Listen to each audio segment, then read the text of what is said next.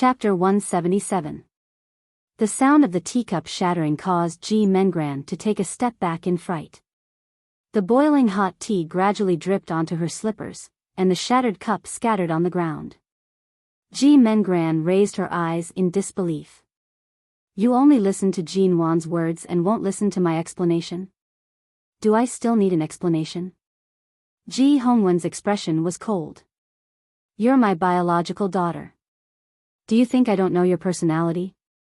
Back then, you threw a tantrum at me because of Jin Wan's marriage to Mo Jingshan. From then on, I knew you had feelings for your brother-in-law. On account of the fact that you're my biological daughter, I gave you some face and didn't expose you.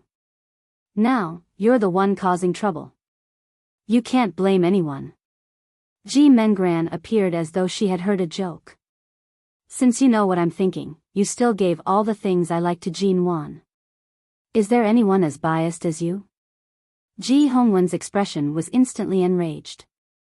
Since young, whatever you liked or what Jin Wan liked, as long as you opened your mouth, she would unconditionally give it to you. Your two daughters have been spoiled by me. She is indeed arrogant outside and is often criticized by others, but she only treats you, her younger sister. Whatever you want, she will give it to you. What else do you want?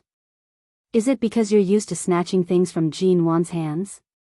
Now that she refuses to give her legal husband to you, are you going to become enemies with her?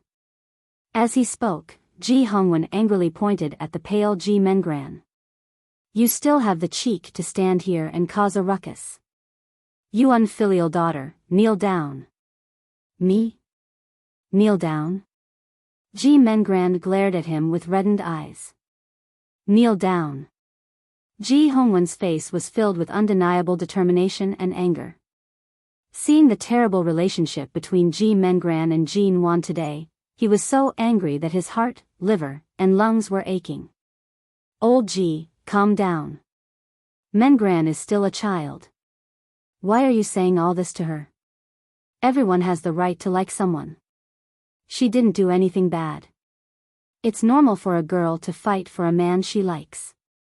Besides, she didn't do anything, did she? Shenharu saw that Ji Hongwen was truly enraged. Standing by the side, she hurriedly raised her hand and patted his chest twice. Ji Hongwen's expression was ugly as he ignored Shenharu. He continued to stare at Ji Mengran, who was gritting her teeth and refusing to kneel. I'm asking you to kneel. Are you deaf? Can't you hear me? I'm not kneeling. Why should I kneel? Ji Mengran yelled angrily. She turned around and ran upstairs. Seeing that Ji Hongwen was about to drag her down with a cold expression, Shenharu hurriedly pulled him back. Don't be so angry. Jin Wan is still here. The house was originally peaceful, but the moment she came back, she caused so much trouble. Don't push all the blame onto Mengran, shut up. Ji Hongwen suddenly looked at her. What did you just say? Jin Wan Ji is my daughter. Why can't she return to this house? Shenharu was slightly unhappy that she was suddenly being vented. She removed her hand from his arm and spoke with an ugly expression. I saw that you kept blaming Mengran. My heart ached for the child, so I spoke up for her. But look at it now. In your eyes, aside from your daughter, Jin Wan, no one else can speak up, right? Ji Hongwen frowned. It was clear that he did not intend to give her any face. Shenharu held back her anger and did not speak. She raised her eyes to look at Jin Wan, only to see Jin Wan's cold and indifferent expression. She was so angry that her teeth were itching. This little wench. Previously, when she returned home, she was still somewhat restrained. Now, she did not even bother to restrain herself and immediately started a fight. This was not a festive occasion. She suddenly rushed back to the Ji family and started a fight. What exactly did she mean? Footsteps could be heard from upstairs. Ji Mengran quickly walked down the stairs with a suitcase in her hands. Jin Wan saw this scene and coldly raised her brows. She did not speak. Ji Hongwen narrowed his eyes in anger. You want to leave? Fine, if you dare to walk out of the house with a suitcase, don't ever come back. Scram. Our Ji family doesn't have a daughter like you. Ji Mengran's footsteps abruptly froze. However, she did not look at anyone as she dragged her suitcase down the stairs. She glanced at Jin Wan one last time before pulling open the door and walking out. Aya, this child, why is she leaving? Shinharu muttered. She then looked at Jin Wan and softly complained, how can there be such a sister? No matter how wrong Mengran is, at the very least, she has never done anything that goes against reason. Why can't you tolerate your own sister and have to force her to leave? Are you only satisfied when Mengran cuts off all ties with the family? Are you only happy when your family is destroyed? Will it kill you to speak less? Ji Hongwen turned to glare at her angrily. Shinharu was about to speak again when she suddenly heard Jin Wan speak mildly. If I return to the Ji family, how can the Ji family be destroyed? On the contrary. Auntie Shen, if you continue to stay in the Ji family, that might not be the case. Shinharu furrowed her brows and glared fiercely at Jin Wan. Wan, what do you mean by that? Jin Wan revealed a very mild smile. When she heard the sound of a car passing by, she turned to leave and did not explain further. Ji Mengran drove a car out of the Ji family's garage, only to see Jin Wan standing in the front yard. If it weren't for her father, Ji Mengran would really want to step on the accelerator and kill her. No. She had to endure it. She would not give up everything she wanted so easily. However, she could not allow Jin Wan to lead her by the nose. There must be a way to control her. Ji Mengran pressed on the car horn and lowered the car window, shouting, if you don't want to die, scram. It was as though Jin Wan could see through her heart. She stood there without moving, coldly and indifferently glancing at her. Ji Mengran angrily got out of the car. She slammed the car door and walked toward her. Do you really think that with Dad backing you up, you can be so arrogant? Jin Wan, let me tell you. Where do you want to go? Jin Wan appeared as though she did not hear her words. She only smiled faintly and glanced at Ji Mengran's furious expression. Seeing Jin Wan's expression, Ji Mengran was about to go crazy. She gritted her teeth and glared at her. The Ji family can't contain me, but there's definitely a place that can. Jin Wan smiled. She was slightly taller than Ji Mengran. She leaned forward slightly, and Ji Mengran felt an indescribable pressure. She took a step back. Chapter 178. Ji Mengran's heart sank, and she took another step back. Her legs were so weak that she could barely stand. She could only lean against the car behind her to steady herself. Her face was pale, and she looked at Jin Wan in disbelief and guilt at the fake smile on Jin Wan's face. How did she know? How did he know about the friends she had made? How did she know what she was thinking? Could it be that Jin Wan was possessed by some kind of demon or ghost? She even had the ability to predict things? No. That was impossible. Something must have gone wrong somewhere. Jin Wan guessed that Jin Wan had already investigated her and found out about the friends she had made before, so she followed the clues to the melon. That must be it. Even though she thought this way, Ji Mengran still stared at Jin Wan in fear. She could not understand why Jin Wan had become so unpredictable. Ji Mengran's entire body was extremely tense. Jin Wan only looked at her with a smile that was not a smile. She did not have any other expression or movement. Jin Wan reached out and patted her shoulder. Mengran, as a person, it's best to be quiet and not have too many thoughts. If you want to destroy someone, you must be careful not to destroy yourself first. Ji Mengran leaned against the car. Her expression was stiff like a fossil, and her entire body was about to slide off the car door. She raised her hand to push Jin Wan's hand away, avoiding her touch. Originally, Ji Mengran was not afraid of her words at all. However, earlier in Jin Wan's eyes, there seemed to be something unexplainable. It was a kind of hatred that had been hidden for many years and thousands of words. Ji Mengran could not understand it. The only thing she knew was fear. An indescribable coldness from Jin Wan's gaze caused Ji Mengran to feel fear in her bones. The coldness that seeped into her bones was indescribable. Since things had already developed to this stage, Jin Wan did not intend to keep Ji Mengran in suspense any longer. "You're on your own." Jin Wan's gaze swept past her face. Her lips curved into a smile that Ji Mengran wanted to personally tear apart. She elegantly and indifferently turned to return inside. Ji Mengran had been standing by the car door in a daze. She heard the door open and close.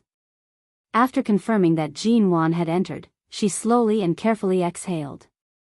She suddenly sniffed, picked up her new cell phone, and opened the videos of Jin Wan that she had secretly taken before. In the videos, Jin Wan was like a proud peacock, looking down on everyone, full of flaws, and it was easy for her to catch them.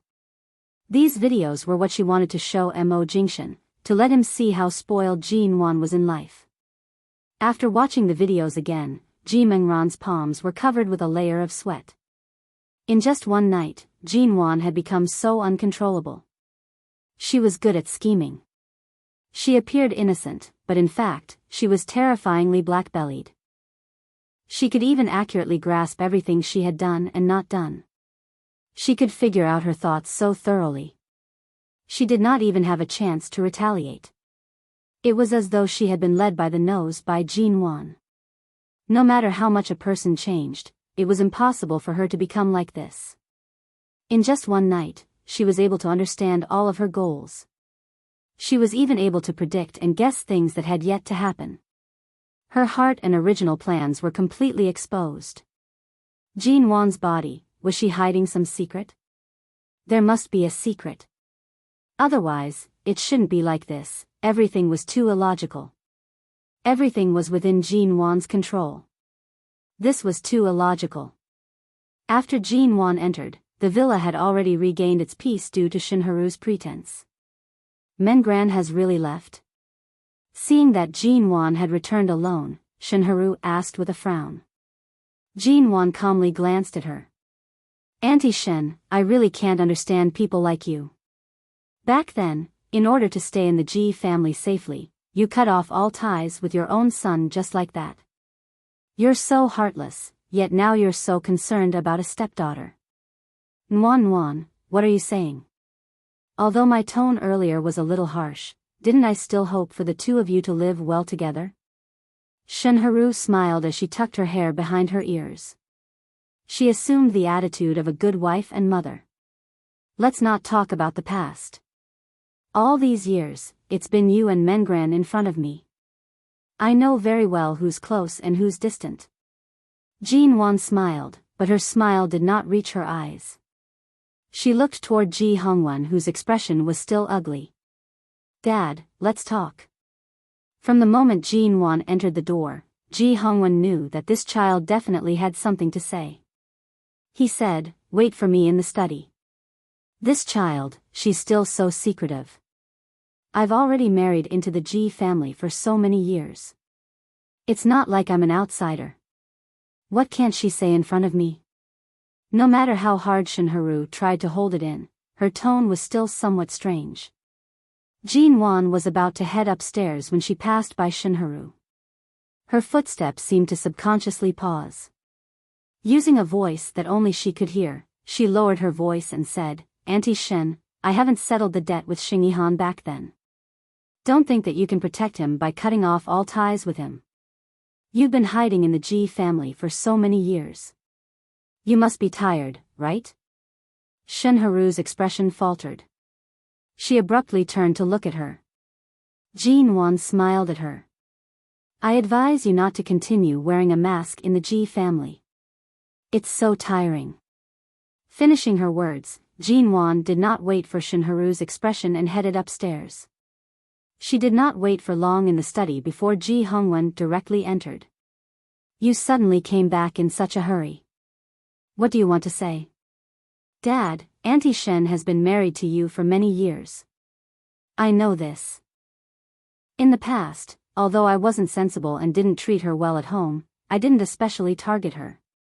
You should know this very well. Jinwon slowly opened her mouth to speak. Ji Hongwen nodded. Some time ago, I took away a few of the so-called health supplements she bought for you from overseas and had them professionally analyzed. As Jinwon spoke, she took out a stack of papers from her bag and placed it on the table in the study. These are the results of the analysis. Please take a look. Ji Hongwen walked to the table and put on his glasses. He then picked up the medical analysis report and carefully read through it. After reading through it, Ji Hongwen was not as angry as Jinwon thought he would be. He stood by the table and narrowed his eyes. After a moment of silence, he said, "Don't make this matter public. You're my daughter. I believe 100% in every word you say. However, this matter cannot be concluded so easily.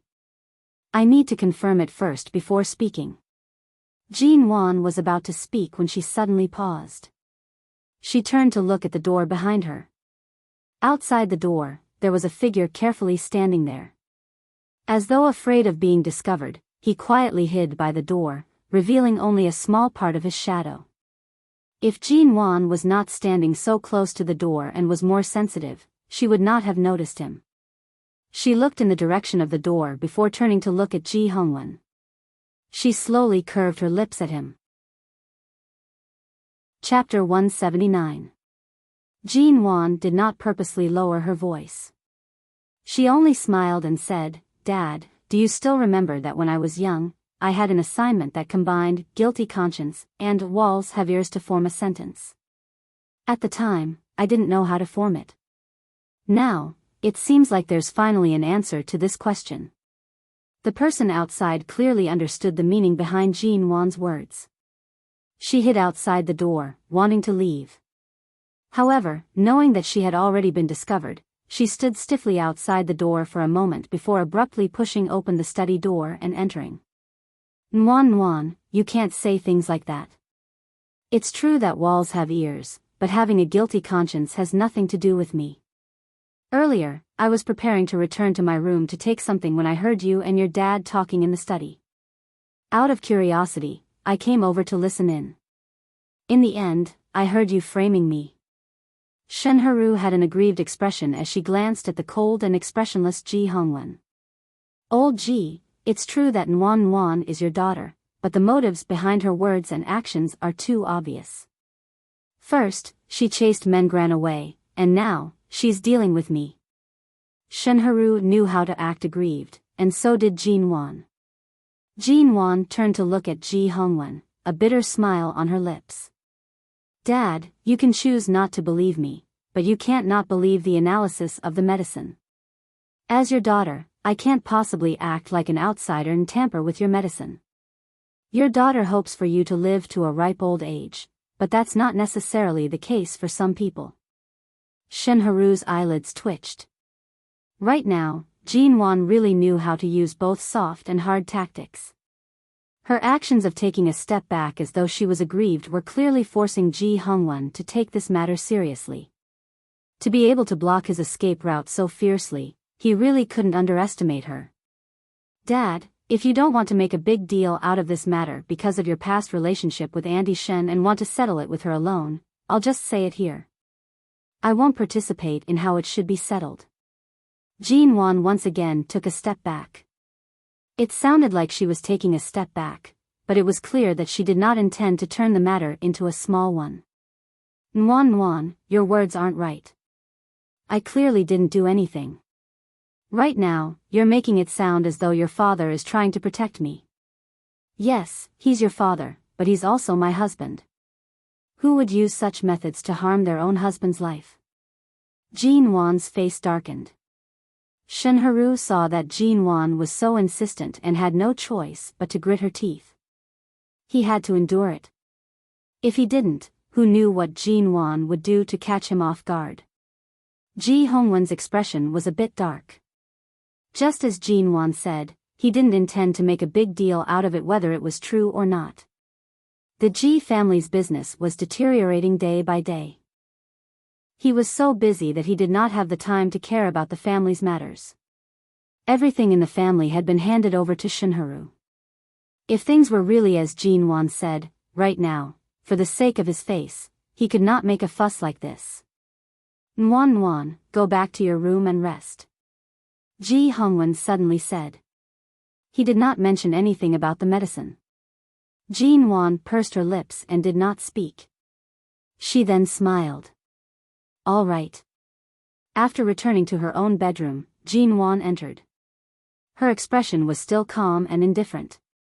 She paused for a moment and seemed to have understood her father's thoughts. She picked up her phone and casually flipped through it. Then, he opened a hidden monitoring software in his phone and watched all the images taken by the surveillance camera. When he saw the scene he wanted, the corners of his mouth curled up slightly, and he put his phone back into his pocket without batting an eyelid. At this moment, in the study, Shinharu could not guess what Ji Hongwen was thinking, but the oppressive atmosphere in the study made her feel a little diffident. She walked over to him, smiling as she said, Old Ji, in the past, when I first married into the family, Nwan never gave me any good looks, but at the very least, she was able to remain silent and calm at home. Now, perhaps she thinks I'm too easy to bully, so, Ji Hongwen abruptly raised his hand and gave her a harsh slap. He angrily said, Don't think that just because I'm protecting you, I'll believe your nonsense. Back when your son cut off all ties with you and was chased out of the Ji family, I still haven't forgotten the look in his eyes. Has he completely cut off all ties with you? The two of you, mother and son, have long been eyeing the Ji family covetously, haven't you? Shinharu's body trembled. She stood stiffly for a long time before reaching out to pull his arm. Old Ji, don't be fooled by Jinwon's words. I really didn't do such a thing. You also know how hard it was for me to cut off all ties with Ihan back then. You also know that after so many years, as long as someone mentions his name, I can't control myself. As a mother, my heart has always been uncomfortable, but you can't use his matter to suspect me again and again. Yes, I admit that Ihan has returned to the Xing family now. That matter back then was his fault, but that's all in the past. I swear that everything Ihan has done after returning to the Xing family has nothing to do with me. Regardless of whether it's Xing Ihan or the Xing family, it no longer has anything to do with me. Ji Hongwen coldly smiled. Is that so? I swear to the heavens and earth. I've stayed in the Ji family for so many years, wholeheartedly protecting this family for you. Shinharu's eyes were red. Ji Hongwen chuckled. What's with the medicine? Even if Nwan finds you an eyesore, without any evidence, she would definitely not say such things. The analysis report of the medicine is right here. How can you explain it? Shinharu immediately refuted. Her analysis report is fake. Fake? Ji Hongwen coldly stared at her. What evidence can you bring out to prove that this report is fake? Isn't it just taking the medicine out for an examination? Then check it again. Check it again in front of all of us. I don't believe that she can do anything in front of all of us. She took this kind of analysis report to frame me. Who knows where she got the medicine from to make a fake report? Ji Hongwen did not speak. His expression was still unhappy as he glanced at her. Shinharu had an aggrieved expression. Look, we still don't know the truth. Just because of a few words from Jinwon, you no longer trust me. You don't even give me any face. Your daughter is really smart now. She knows how to drive a wedge between us husband and wife. Ji Hongwen was filled with anger. When he heard these words, his expression turned even uglier. Without a word, he abruptly walked out of the study. Seeing this, Shinharu's eyes brightened. She turned and followed him out. Old Ji, we have to check those medicine again. You have to help me clear my name. Otherwise, how can I continue living in this family in the future? Ji Hongwen was about to head to his room with Shinharu following behind. When the two of them passed by Jinwon's bedroom, they saw that Jinwon had already come out. Jinwon stood by the door, playing with her phone in her fingers. Clearly, she had heard Shinharu's words. Her eyes carried a hint of mockery as though she had seen through her earlier. Chapter 180. In the hallway, Shinharu did not look at Ji Hongwen's expression. She was only looking at the chilling smile on Jin Wan's face. Jin Wan's expression really caused Shinharu's teeth to itch. She could no longer hold it in and said provocatively, Nwan, didn't you insist earlier that there's a problem with my medicine? Why don't we take it for a new test and see who's the one lying? Jin Wan calmly glanced at her and then smiled ambiguously at the unhappy Ji Hongwen. Dad, you've been in the business world for so many years. Right now, it's clear that there's a problem with her attitude. Isn't this admitting that there's something fishy going on? Shinharu furrowed her brows at Jin Wan. She unhappily raised her voice and angrily said, "What problem can I have? You insist that there's poison in the medicine and even brought out some analysis report. Now that I'm saying that I want to take it for a new test, you're saying that I'm admitting that there's something fishy going on? Why are you saying everything? You're deliberately making things difficult for me, blocking my way with every word. I think you're the one with a problem." Shinharu narrowed her eyes at her. "Look at you, you're so young, yet you're so good at lying. My matter has already been turned into this. Don't tell me that you're also trying to frame Meng Ran." Jin Wan smiled mildly and did not speak. Seeing that she did not speak, Shinharu glanced at her and observed Jin Wan's expression. After confirming that Jin Wan had nothing to say, she raised her brows with some satisfaction. Nwan, did you think that it was too easy to pull down Meng Ran's position in the Ji family, so you planned to make a move on me? Today, Meng Ran ran away from home just like that. In the blink of an eye, you're targeting me. Are you trying to swallow the Ji family whole? Your father is still alive. Isn't your appetite a little too big? Auntie Shen, there's no need for you to fan the flames. I've brought evidence back. No matter how you refute, it's useless. The evidence speaks for itself. Why don't we be more practical? You say I'm framing you, but where's the evidence? Jin Wan retorted, appearing as though she was innocently walking into Shinharu's trap. Shinharu chuckled. Evidence, I have it. I'm just afraid you'll cry when the time comes. After all, I'm already so old. I've thought things through more clearly. As long as the misunderstanding is resolved, it's fine as long as your father understands me. But if your malicious nature is exposed, who knows how Mo Jingshan and the Mo family will look at you in the future. With that, without waiting for Ji Hongwen to speak, and without looking at Jin Wan's eyes, she turned and walked quickly to the master bedroom. Seeing that Shinharu had entered, Ji Hongwen thoughtfully followed in to take a look. Jin Wan, on the other hand, unhurriedly followed behind. The moment she entered the master bedroom, she saw Shinharu nimbly opening the drawer by the bed and taking out a large pile of medicine. The medicines that Jin Wan thought were problematic were laid out one by one. She turned back to look at Ji Hongwen. "Old Ji, these are the medicines I bought for you, right?" Ji Hongwen nodded. "Old Ji, this is the medicine I bought for you, right?" Ji Hongwen, however, furrowed his brows. Seeing how she could not wait to get away from her crime, and how she placed all the medicine, it was as though she knew all along. This woman whom he had married for so many years, he had never seriously considered whether she had any other intentions. However, at this moment, there was no need for Jin Wan to say anything. He could already see that there were too many problems hidden within. Although he had taken these medicines almost every day, he had never taken them in front of her. She actually knew that these medicines were all in the drawer. Even after buying them for so long, she could still clearly distinguish each bottle. If one were to say that there was nothing fishy about this, no one would believe it.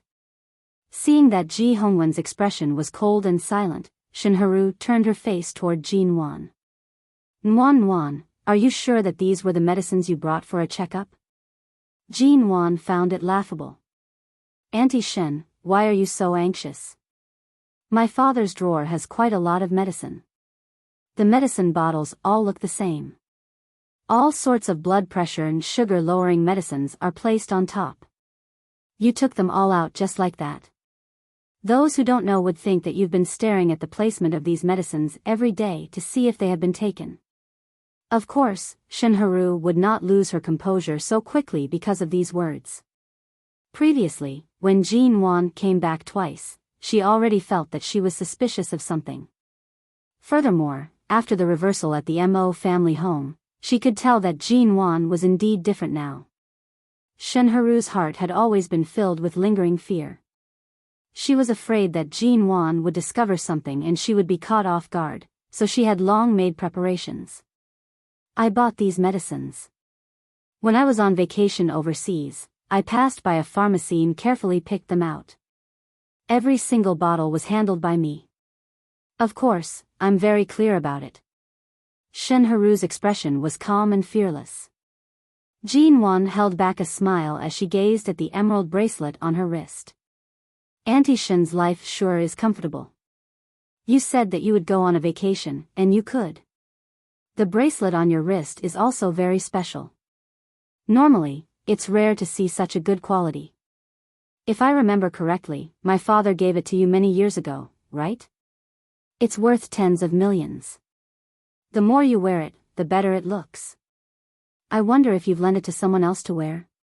Of course not. I've always treasured this bracelet and have never taken it off. Everything your father gave me, I've always treated it like a treasure by my side. How could I possibly lend it to someone else? Shinharu did not understand the meaning behind Jean Wan's sudden change in topic. She looked at her with a guarded gaze, but her words were determined to protect the relationship between her and Ji Hongwen as an old married couple. Is that so? Jean Wan heard her words and directly raised her phone, tapping on the screen. Instantly, a clear image appeared on the screen. In the video, the bedside table and its surroundings could be seen. The time of the video was also more than 20 days ago. A pair of hands could be seen quickly taking out all the medicine from the drawer. Boxes after boxes were replaced with other medicine that looked the same. Even the amount of medicine in each bottle was the same. Looking closely, the color of the medicine was the same, and there was no special smell. Even if the medicine was replaced, it would not be easy to find out. Although she could only see the movements of the pair of hands in the image, they were very white and wore an emerald bracelet. The moment she saw the image on Jean Wan's phone, Shinharu's expression immediately froze. She abruptly returned to her senses and finally understood that Jean Wan was actually trying to trick her. Chapter 181. Shinharu clearly knew that there was no turning back, but she still wanted to argue. You casually took something that was recorded from who knows where and said that I changed the medicine. Jean Wan, you're really good at playing with high technology these days. You can say whatever you want to say. Whatever you want to fabricate, you can. This counts as high technology? Jean Wan looked at her in amusement. What era are we in? It's just a surveillance camera. What's so difficult about it? You actually dare to place surveillance cameras in your father's bedroom. You still have the cheek to say that, this is my father's bedroom after all. I won't take pictures of places that shouldn't be taken. Jean Wan coldly interrupted her, walked to the table, and took down a tiny surveillance camera from under the lampshade of the lamp placed on the table. Although it only captured the scene on the table, it's enough, isn't it? Auntie Shin? The evidence was conclusive, and the evidence was closely linked.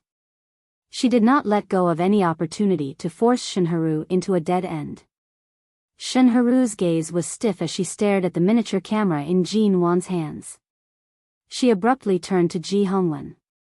Old Ji, listen to my explanation. Ji Hongwen's expression could no longer be described as simple anger and fear. What's there to explain? Is there a need to explain? I really didn't expect that back then. I pitied you and brought you into the Ji family. In the end, you'll personally send me to the gates of hell. You're really good, ah. What a vicious and merciless person. Shinharu panicked. Old Ji, the medicine really has nothing to do with me. After all, my face wasn't even captured. How can she be so sure that it's me? Even in court, there has to be conclusive evidence. How can she be so sure that it's me just because of this bracelet? The bracelet was given to you by me. Jean Wan can't recognize it, but do you think I can't? We've been married for so many years. I can recognize your hand the moment it appeared in the video. Is there a need for Jean Wan to confirm it? Ji Hongwen's eyes were filled with coldness. His anger could no longer be appeased. Shenharu refused to give up. Ji Hongwen didn't doubt Jean Wan's words and didn't want to make a fuss. Now that the truth was in front of him, not only could he lose face, but the fire in his heart was also burning. With a slap, he slapped her again, venting all the fire in his heart on her, slapping her hard and hard. Jean Wan tossed the miniature pinhole camera into her pocket and did not say another word. She expressionlessly watched Shenharu's disheveled expression.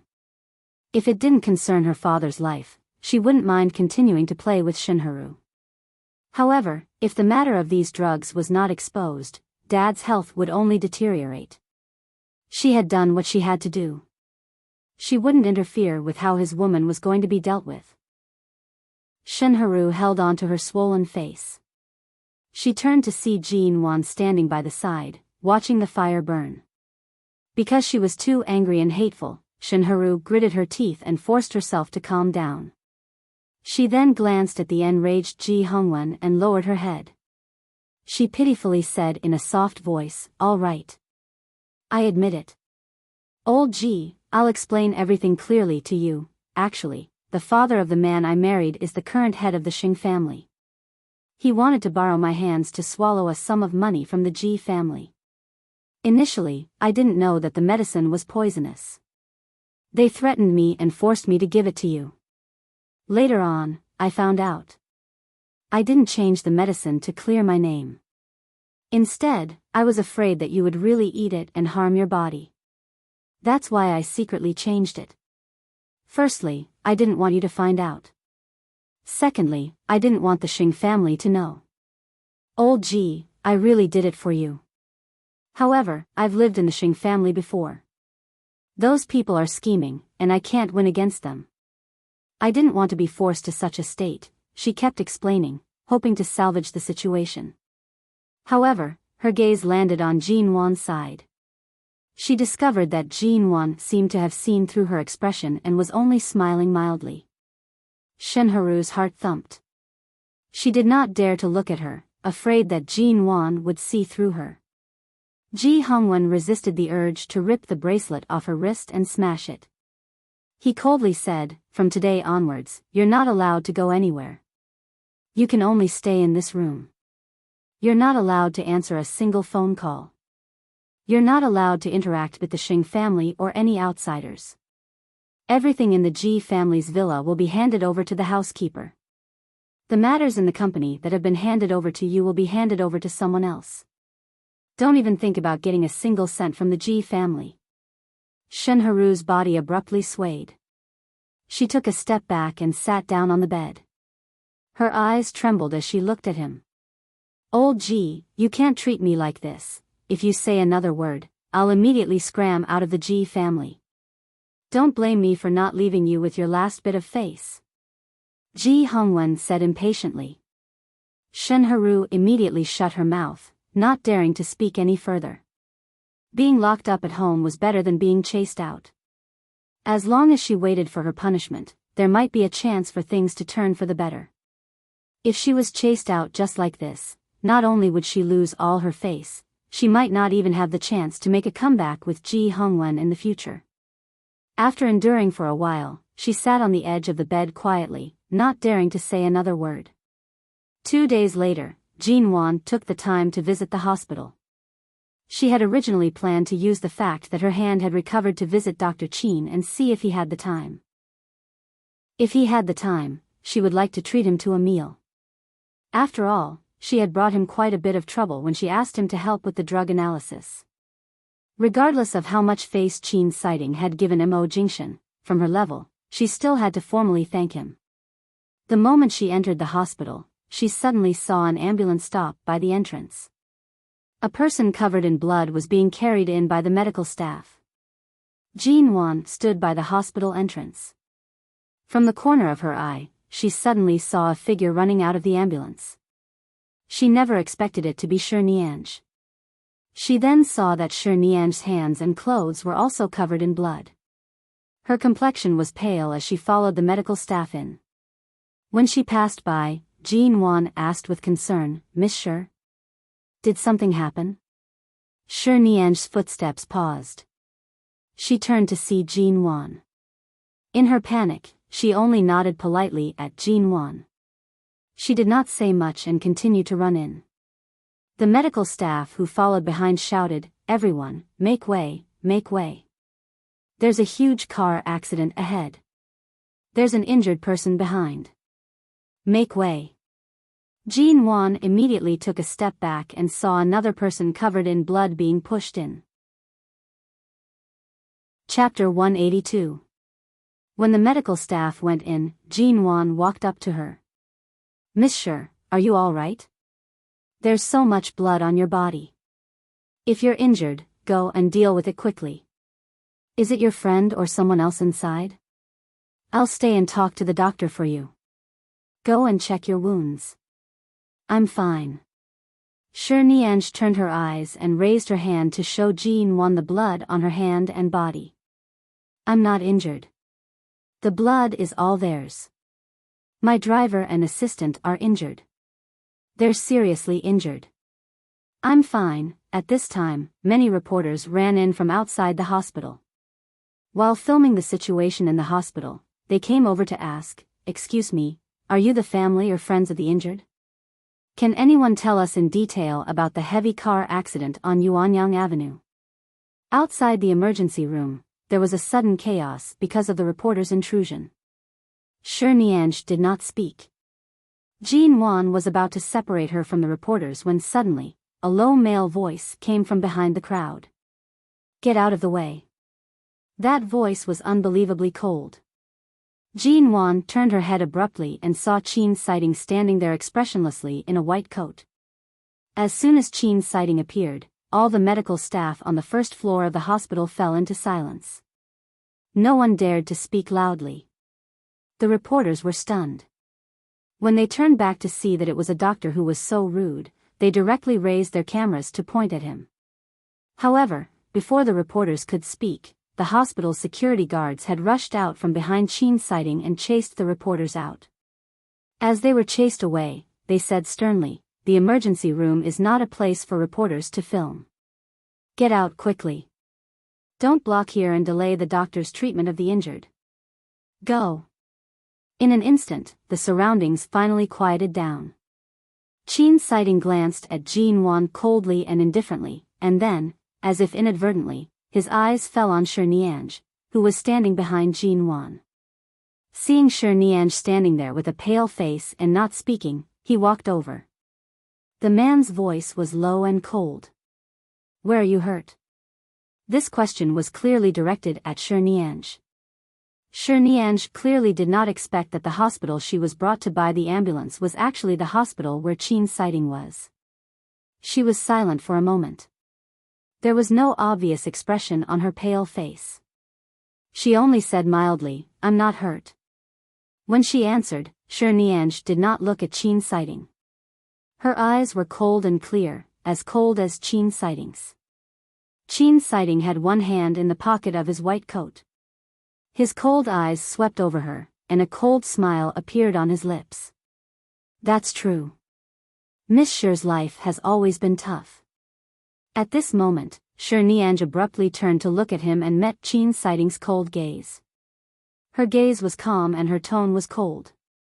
"Right now, my driver and assistant are seriously injured. Their lives are unknown. Dr. Qin can target me, but please don't add insult to injury at this time." Qin Sighting scoffed coldly before sneering coldly, "I really couldn't tell that Miss Shi actually has a conscience toward the people around you. That conscience of yours that was eaten by a dog has been slowly growing back after all these years in America." Shi Nianj did not speak anymore and stared at him. Jean Wan did not wish to interfere in other people's emotional matters, but she could not bear to listen any further. She moved closer to Qin Sighting's side and said softly, "Dr. Qin, when Miss Shi ran in earlier, she seemed to be limping. She might have hurt the tendons in her leg or injured her ankle. Her complexion is so bad. Although the blood on her body is not hers, she must have been frightened. You're a man. Don't stab her heart at a time like this, okay?" At a time like this, he was still rubbing salt on Shi Nian's wounds. She really could not tell that this man, who clearly held a scalpel to save lives every day, was actually such a cold-blooded and heartless fellow. Frightened? What does frightened count as? Qin Sighting said coldly and meaningfully, even if a person with a heart of stone was pierced by 1,000 arrows, they would not feel anything. If a few words of mine could stab her heart, she would not be Shi Nianj. After finishing his words, he abruptly turned to leave. Although Jin Wan wanted to accompany Miss Shi, who appeared to be in a sorry state both physically and mentally, the two of them were not familiar with each other. Furthermore, the purpose of her visit today was to thank Dr. Qin. After hesitating for a moment, she turned to leave the crowd. Qin Sighting took the lead and entered the elevator.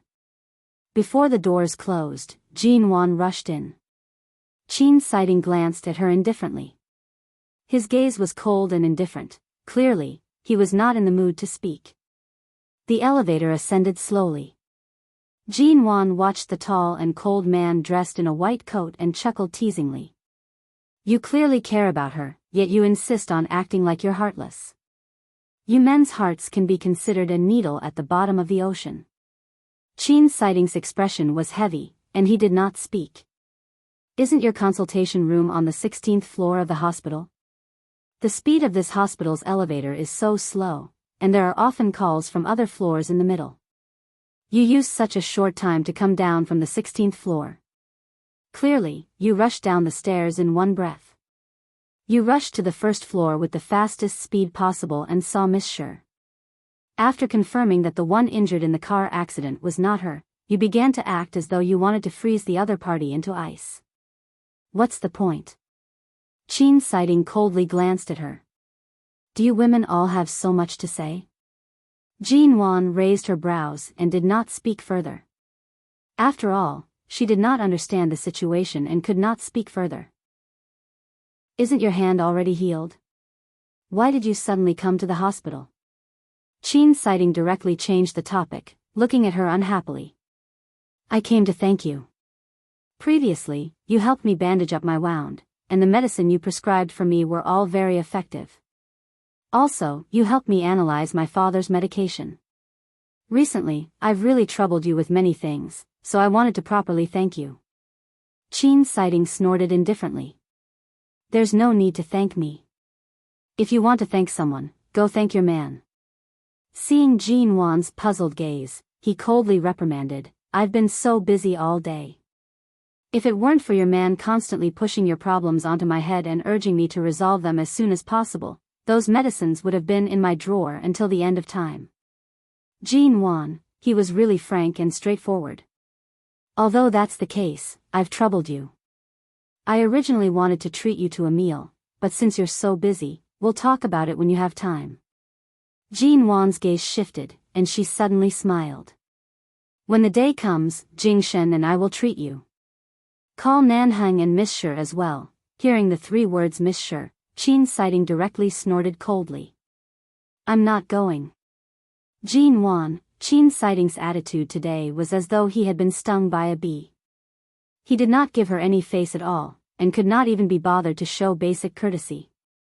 Jin Wan also did not continue adding oil to the fire. At night, they returned to the Yew Garden Villa.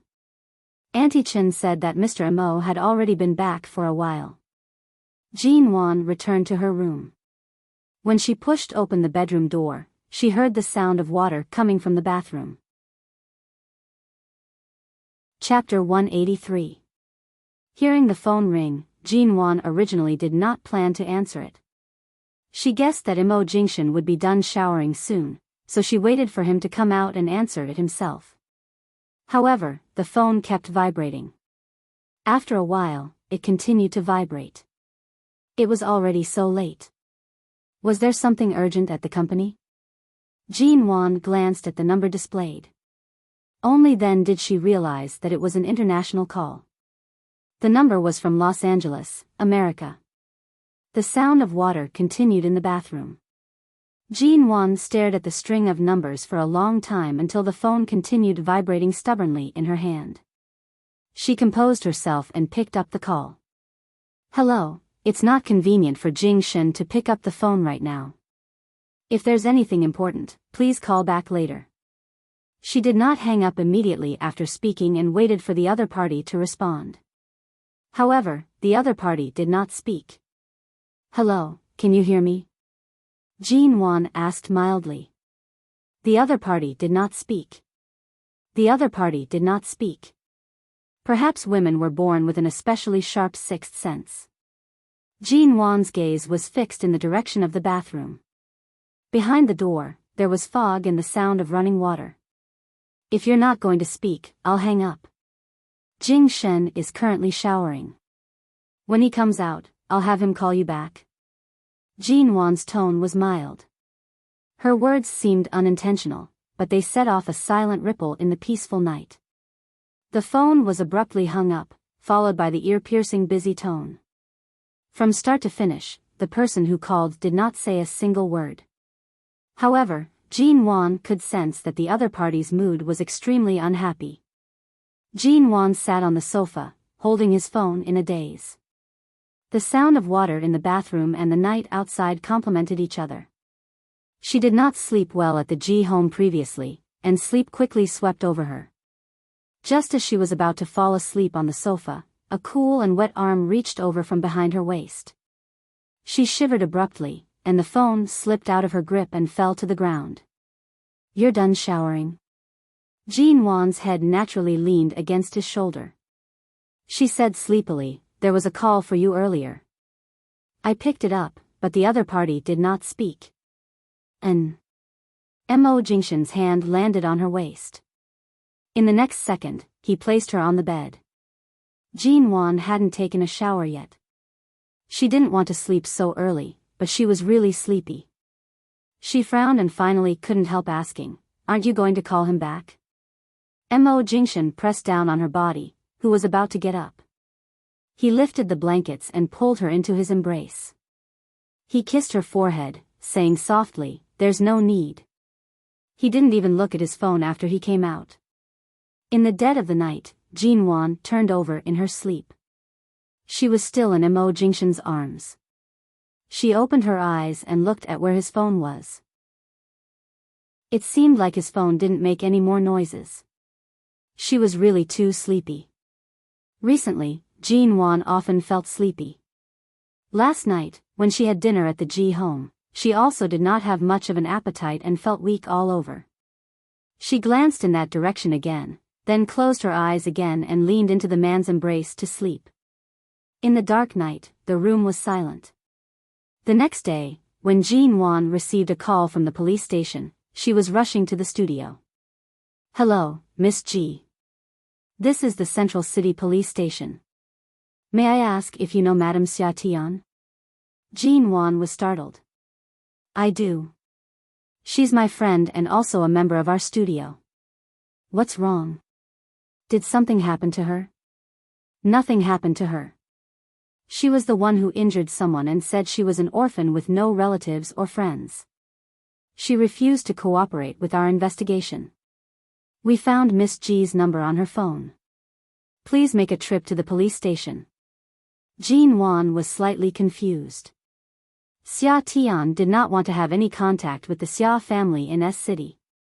This was not the first time she lied about being an orphan. But Xia Tian had injured him? How was that possible? She had just been discharged from the hospital. Her legs were still weak. How could she have the ability to injure someone? Jean Wan didn't have time to ask. She quickly drove to the police station. When she reached the police station, she quickly walked in. The moment she entered, she saw Xia Tian sitting in the interrogation room by the side door. Her expression was indifferent as she stared at the police officer who was taking down her statement. It seemed like they had been facing each other for a long time. My apologies, Xia Tian is my friend. May I ask what exactly happened? Jin Wan pulled a police officer aside and asked softly. The police officer glanced at Jin Wan and then at Xia Tian, who was still in the interrogation room. As though he had seen something strange, he said, "She injured a reporter and smashed his camera." After being brought to the police station, although she didn't resist, she didn't cooperate at all. She said she didn't know anything and even said she didn't have parents and that she was born from a rock. Her mouth is very tight. If I hadn't snatched her phone and found your number, she would most likely be sitting here staring at our police officer until tomorrow morning. Jin Wan, she smiled awkwardly at the police officer and repeatedly apologized. She then entered the interrogation room and nodded apologetically at the police officer. She then moved closer to Xia Tian's side and lowered her voice to ask, "Didn't you just report to my studio today? Why did you suddenly get beaten up?" As soon as Xia Tian saw Jin Wan, she immediately glared at the little policeman outside the door angrily and said unwillingly, "This bunch of talkative policemen. If they have any problems, they can just come at me. Why did they call you here? What exactly happened?" Jin Wan glared at her. Xia Tian rolled her eyes at the light in the interrogation room and said in a low voice, "I went to report to your office in the morning, but when I arrived, I found someone sneaking around your office for a long time. Then, he went downstairs and hid outside Jin Lin building. I saw that he had a video camera in his hand, and I became suspicious. I went over to snatch the camera from him and flipped through it. I realized that it was full of photos of you. And it wasn't just near your studio. This person seemed to have been secretly following you for a long time. There are many photos of you." Jin Wan's brows jumped. Her expression was strange. Why would he take photos of me? Chapter 184. Jin Wan suppressed the suspicions she had toward the person who took the photos. "Since there's a reason for you to beat someone up, just tell me. Why are you so stubborn and unwilling to give a statement?" Xia Tian immediately rolled her eyes at the police officer in the interrogation room. "Who says the police are good for the good? I already said my leg was injured, but they still forced me into the police car and took me away. What's worse, they even confiscated my walking stick and said it was a weapon. They said that I was using my leg injury as an excuse to gain sympathy. What kind of police are they? Each and every one of them is like a block of wood and won't listen to what I say. It's obviously the person who took the photos secretly. Why did they lock me up here and interrogate me?" The police officer had clearly heard Xia Tian's complaint, but he still said sternly and expressionlessly, "Madam Xia, recording a statement doesn't mean a conviction. No matter what the truth is, it's true that you beat someone up. If you don't give a clear statement, the police can only use a more forceful method to execute you." Xia Tian rolled her eyes and turned to whisper in Jin Wan's ear so that only she could hear. "Earlier on, he was the one who forced me into the police car. Now he wants me to cooperate and give a statement. I won't let him off so easily. Jin Wan, big sister, is the point right now to be angry with the police?" Feng Ling, who was outside the police station, looked at the situation inside and turned to take her phone to make a call. "Mr. Mo, after all, Xia Tian really hurt someone. Right now, not only did she refuse to cooperate with the interrogation, but she was also waiting for the hospital's evaluation. The police station refused to let her go, so Jin Wan decided to accompany Xia Tian in the police station. But she never expected Mo Jingshan would suddenly come here. When she saw Mo Jingshan's car, Jin Wan stood up in surprise and looked out. Xia Tian completely ignored the oppressive atmosphere in the police station. When she learned that Mo Jingshan would actually lower himself to come to such a place, she immediately smiled at Jin Wan with a gossipy expression. Jin Wan had just walked out when she heard that the police were cautiously and respectfully explaining the situation to Mo Jingshan. She rushed forward. Mo Jingshan, who was negotiating with the police, saw her and immediately looked in her direction. Jin Wan approached him and lowered her voice to say, "Xia Tian did this because of me. Did Feng Ling tell you about me at the police station?" Mo Jingshan did not reply. He looked at Jin Wan's expression and saw that she did not appear to have suffered any grievances in the police station. He then turned his attention to Xia Tian in the interrogation room. His gaze was calm and composed as he held Jin Wan's hand, calmly saying, "Wait for me in the car." But Xia Tian hasn't, she will be released soon. Since I'm here, don't worry and leave it to me, Mo Jingshan's eyes were clear. In a place like the police station, Jin Wan was indeed not as powerful as Mo Jingshan. She did not say more and returned to the car to wait. When he got on the car, Feng Ling followed him. Jin Wan sat in the car and looked at Feng Ling. "Did you find out that I was followed and photographed?" Feng Ling only hesitated for half a second before answering truthfully, "Yes." Jin Wan calmly glanced at her. "Why didn't you tell me in advance? That person has been following you for a long time, but he has been careful to keep his distance. The only things he could capture were photos of Mrs. Mo's daily life and work." "There wasn't anything too personal," Feng Ling calmly said. "In order to make him give himself away, I intentionally made the security system in front of the studio malfunction so that the other party would lower his guard. I didn't expect that he would be unable to sit still so quickly. Originally, I wanted to take you down today, but I didn't expect Miss Xia Tian to discover it first. I also didn't expect Miss Xia Tian's temper to be so fiery." "What's the other party's background?" Jin Wan's tone did not sound heavy, but her light words carried extra weight. This time, Feng Ling was silent for several seconds and did not directly answer. "You can't say?" When Jin Wan spoke, she acutely sensed that Feng Ling's gaze seemed to be directed toward the police station. She was looking in Mo Jingshan's direction. Feng Ling withdrew her gaze and still did not answer. Jin Wan stared at her. "Feng Ling, although Mr. Mo is your true employer, after all, you've been with me for the longest time. You should understand my character well. Although I'm not too persistent in getting to the bottom of things, nor will I make things difficult for you, I really hope that you can be more honest with me." Feng Ling was quiet for a moment. She watched Jin Wan's calm expression and softly said, "The other party's background is very simple. He's just an unknown reporter in High City. However, not long ago, his account suddenly received a transfer of 600,000 yuan. The sender is from Los Angeles, America." Speaking up to this point, Feng Ling looked at Jin Wan's narrowed eyes. "Mrs. Mo, if my guess is correct, the person behind him is the same person who sent the package." Jin Wan more or less guessed it. She directly asked, "You were once trained in a base in America, and you seem to have quite a good relationship with Nanhang and the rest. So, who exactly is this person, do you know?" This time, Feng Ling quickly answered, "I don't know." The chill in Jin Wan's heart gradually rose. She understood Feng Ling's gaze. Although Feng Ling did not speak, she did not overdo it. However, Jin Wan could clearly feel that Feng Ling wanted to remind her of something, but she could not say more. After settling the matter at the police station, Jin Wan returned to the studio and called Xiao Ba over.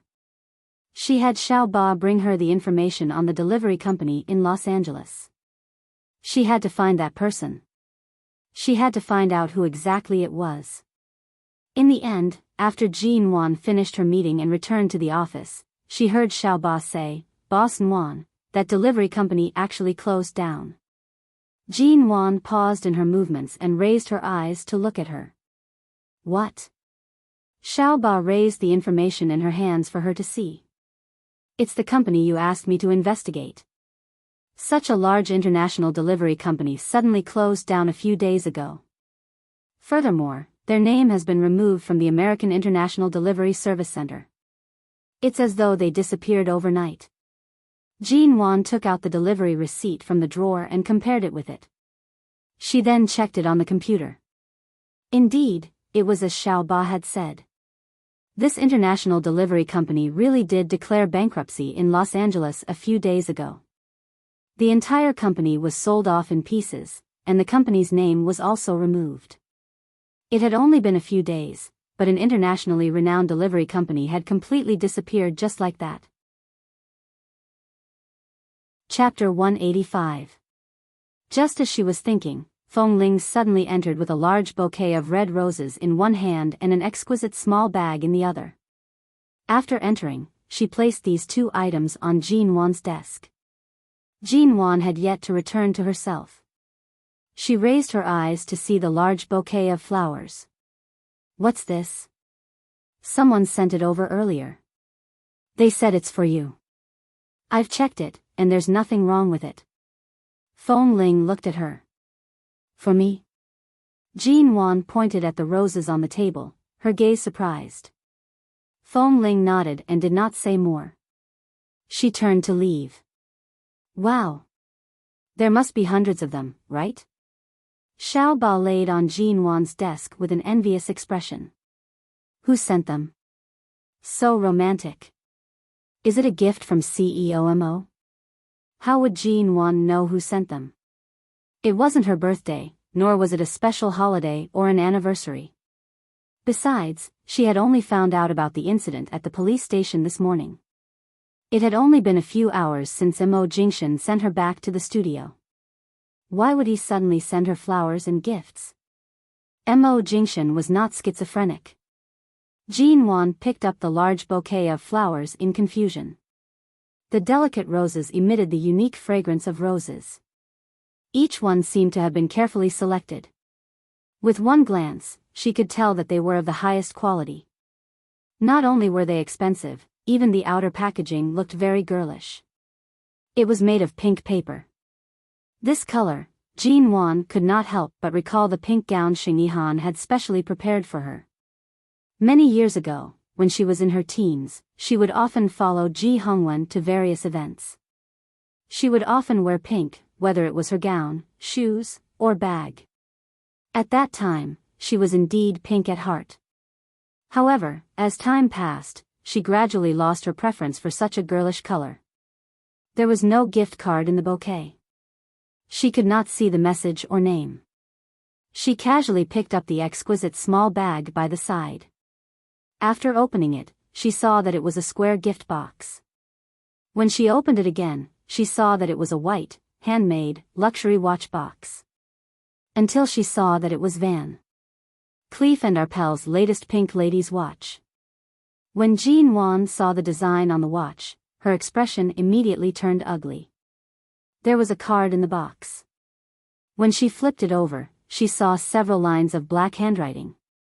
Van Cleef and Arpels' Lover's Bridge, the most romantic watch in the world. The boy showed the minutes, and the girl showed the hours. As the minutes and seconds approached, the boy anxiously counted the minutes, and the girl calmly counted the hours. Finally, when it was close to midnight, they could hug each other for a minute. Good luck, my girl.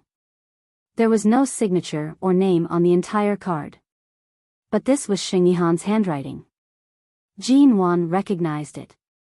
A few years ago, she had seen his handwriting in the Ji family. Later, when Xia Tian was hospitalized, she had also seen Xing Yihan's diagnosis and medical records. What a beautiful watch. Little 8 was surprised, and when he saw the logo, he said with stars in his eyes, "Oh my God." It was actually this brand. Super expensive. Before Xiaoba finished speaking, she was surprised to see Jin Wan casually throw the large bouquet of roses into the wastebasket and then push the box of watches out. You like it? You can have it. 3 drops of sweat rolled down her forehead. This was such an expensive thing. How could she dare to accept it? Jin Wan looked at the watch box on the table and fell silent. A few days ago, she had just gone back to expose Shinharu. Today, Xing Yihan suddenly sent her flowers and a gift. What did he mean by this? Was he using this method to greet her from afar? Or was it a declaration of war? Was he reminding her that he was unhappy that she had ruined his plans? Was he deliberately sending her this so-called lover's bridge to keep her at bay? The entire office was filled with the fragrance of roses. Jin Wan was originally not affected by these things. After a while, she abruptly stood up and walked out. She opened the door and called Xiaoba back. Take the flowers out and throw them away. Spray some air freshener in the office. Call me when the smell has dissipated. After speaking, he walked out. Xiaoba was dumbstruck. Even now, she did not know who had sent the flowers and gifts. She also did not know why Jin Wan was not happy at all after receiving these things. Instead, it was as though she had eaten a fly. She did not dare to tarry. She returned to the office and followed Jin Wan's instructions to clean up the flowers. She then put on some air freshener and opened the windows. She turned back to look at the watch box on the table. She felt that this thing was really too expensive. If Boss Nguyen was unhappy and asked her to take care of this thing, she would not know how to deal with it. Thus, she directly placed the watch box into Jin Wan's bag. She then clapped her hands with a relaxed expression and left the office. The result of Xiaoba's actions was that Jin Wan brought the watch home with her without knowing it. When she finally realized it, it was already after her shower. Mo Jingshan came from the bedroom next door. When he saw the bag Jin Wan had thrown by the bedside, he saw a white watch box inside. His deep, cold eyes darkened. He walked over with a cold, handsome face. When he approached, he saw the watch box in the bag. He took it out and saw that it was printed with Van Cleef and Arpels, the symbol of Lover's Bridge. It was a luxury brand owned by a famous French family of jewelry and watches. He took the watch out for a look. The sound of water in the bathroom had stopped. Jin Wan walked out while drying her hair. When she saw him and the watch in his hands, her footsteps paused. She stared at him and then at the watch. Her eyes were filled with obvious surprise. Why was this watch here? Didn't she ask Xiaoba to take care of it in the morning? Why did she bring it back? Jin Wan placed the towel on her head down. She suddenly felt awkward. The man's figure stood by the bedside. His heavy and cold gaze met hers for 3 to 4 seconds. Who gave it to you? Mo Jingshan asked softly. However, it was clear that there was no need for her to answer. He already knew the answer. After all, Feng Ling no longer dared to hide anything about Jin Wan. Jin Wan must have already told him about the gift she received today. Although she did not intentionally bring this watch back, under his gaze, Jin Wan still felt that it was a huge mistake not to open the window and throw the watch out of Jin Lin building. Seeing that Mo Jingshan was still staring at her, Jin Wan scratched her hair. Things like receiving gifts are usually one-sided. Furthermore, I didn't intend to bring this thing back. Back then, I wanted to have someone throw it out, but Mo Jingshan calmly cut her off. Answer. Jin Wan. It was Sheng Yihan. Chapter 186. I didn't want to keep it. You can't blame me. My assistant probably saw that the watch was too expensive and didn't dare to throw it away, so he stuffed it into my bag. I didn't notice it before I came back, Jin Wan explained helplessly. Mo Jingshan looked at her for a moment and did not speak. He threw the pink watch into the trash can. Jin Wan did not even look at the watch, thinking that it was fine to throw it away. It suited her.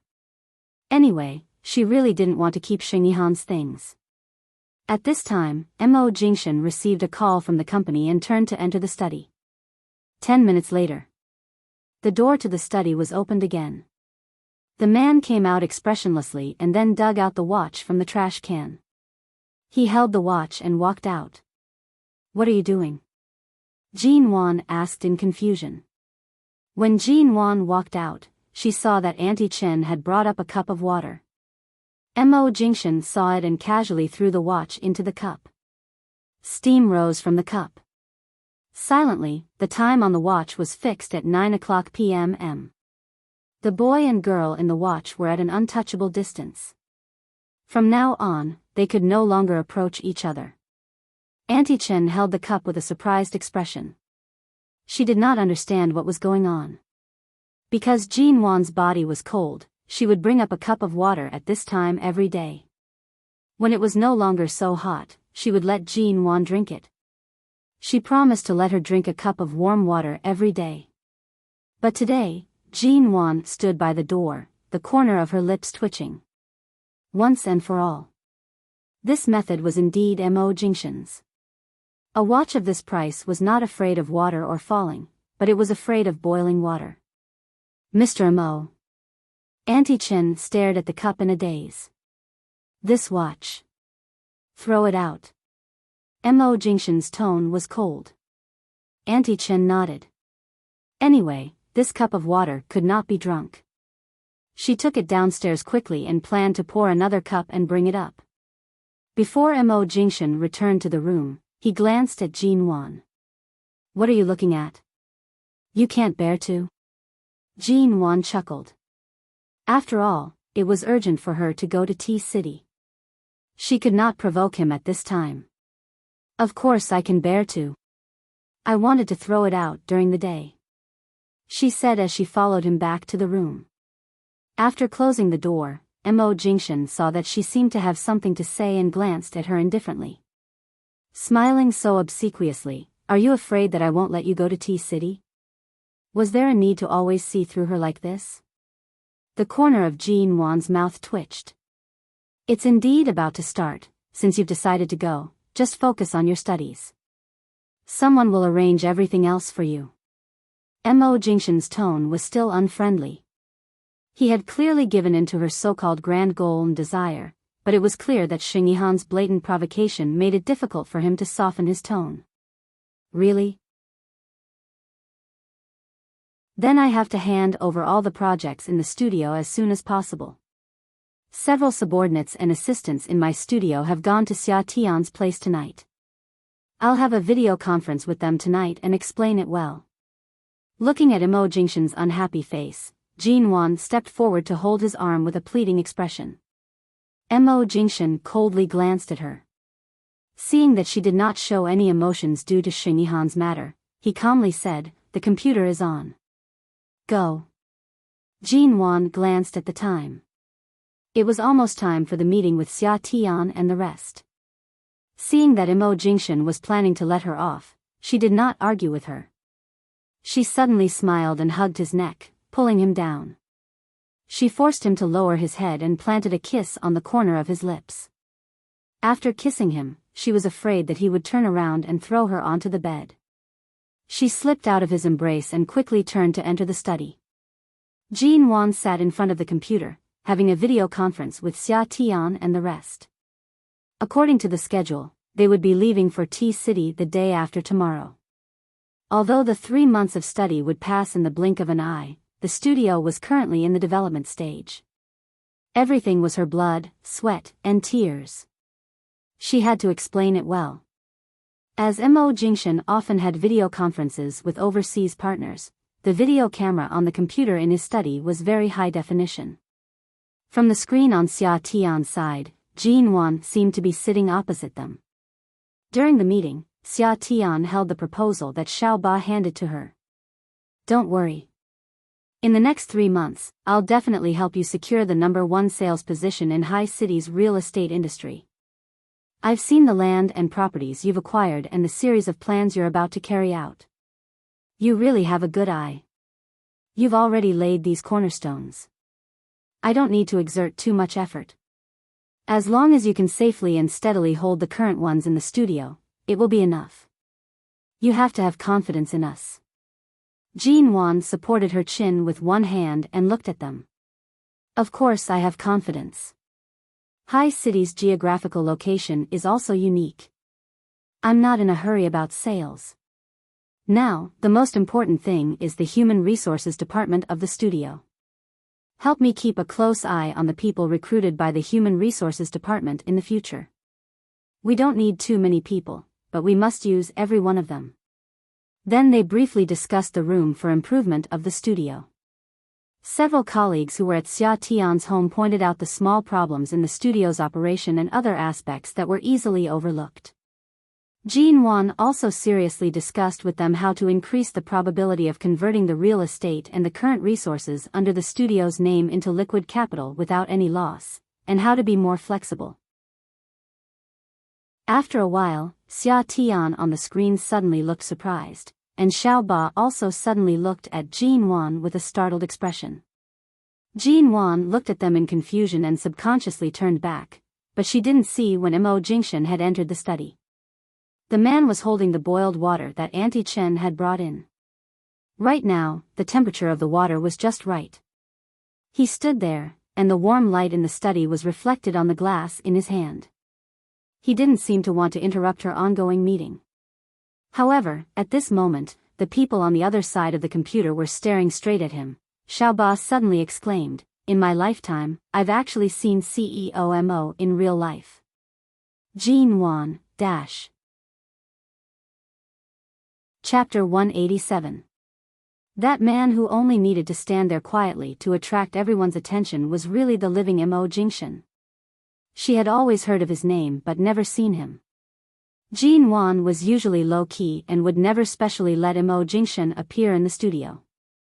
At this moment, the people on the other side of the computer were staring at him like wolves and tigers. Mo Jingshan's expression was calm.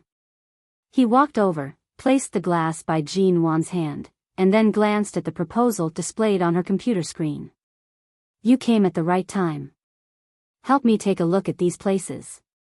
Jean Wan hurriedly pointed at the screen.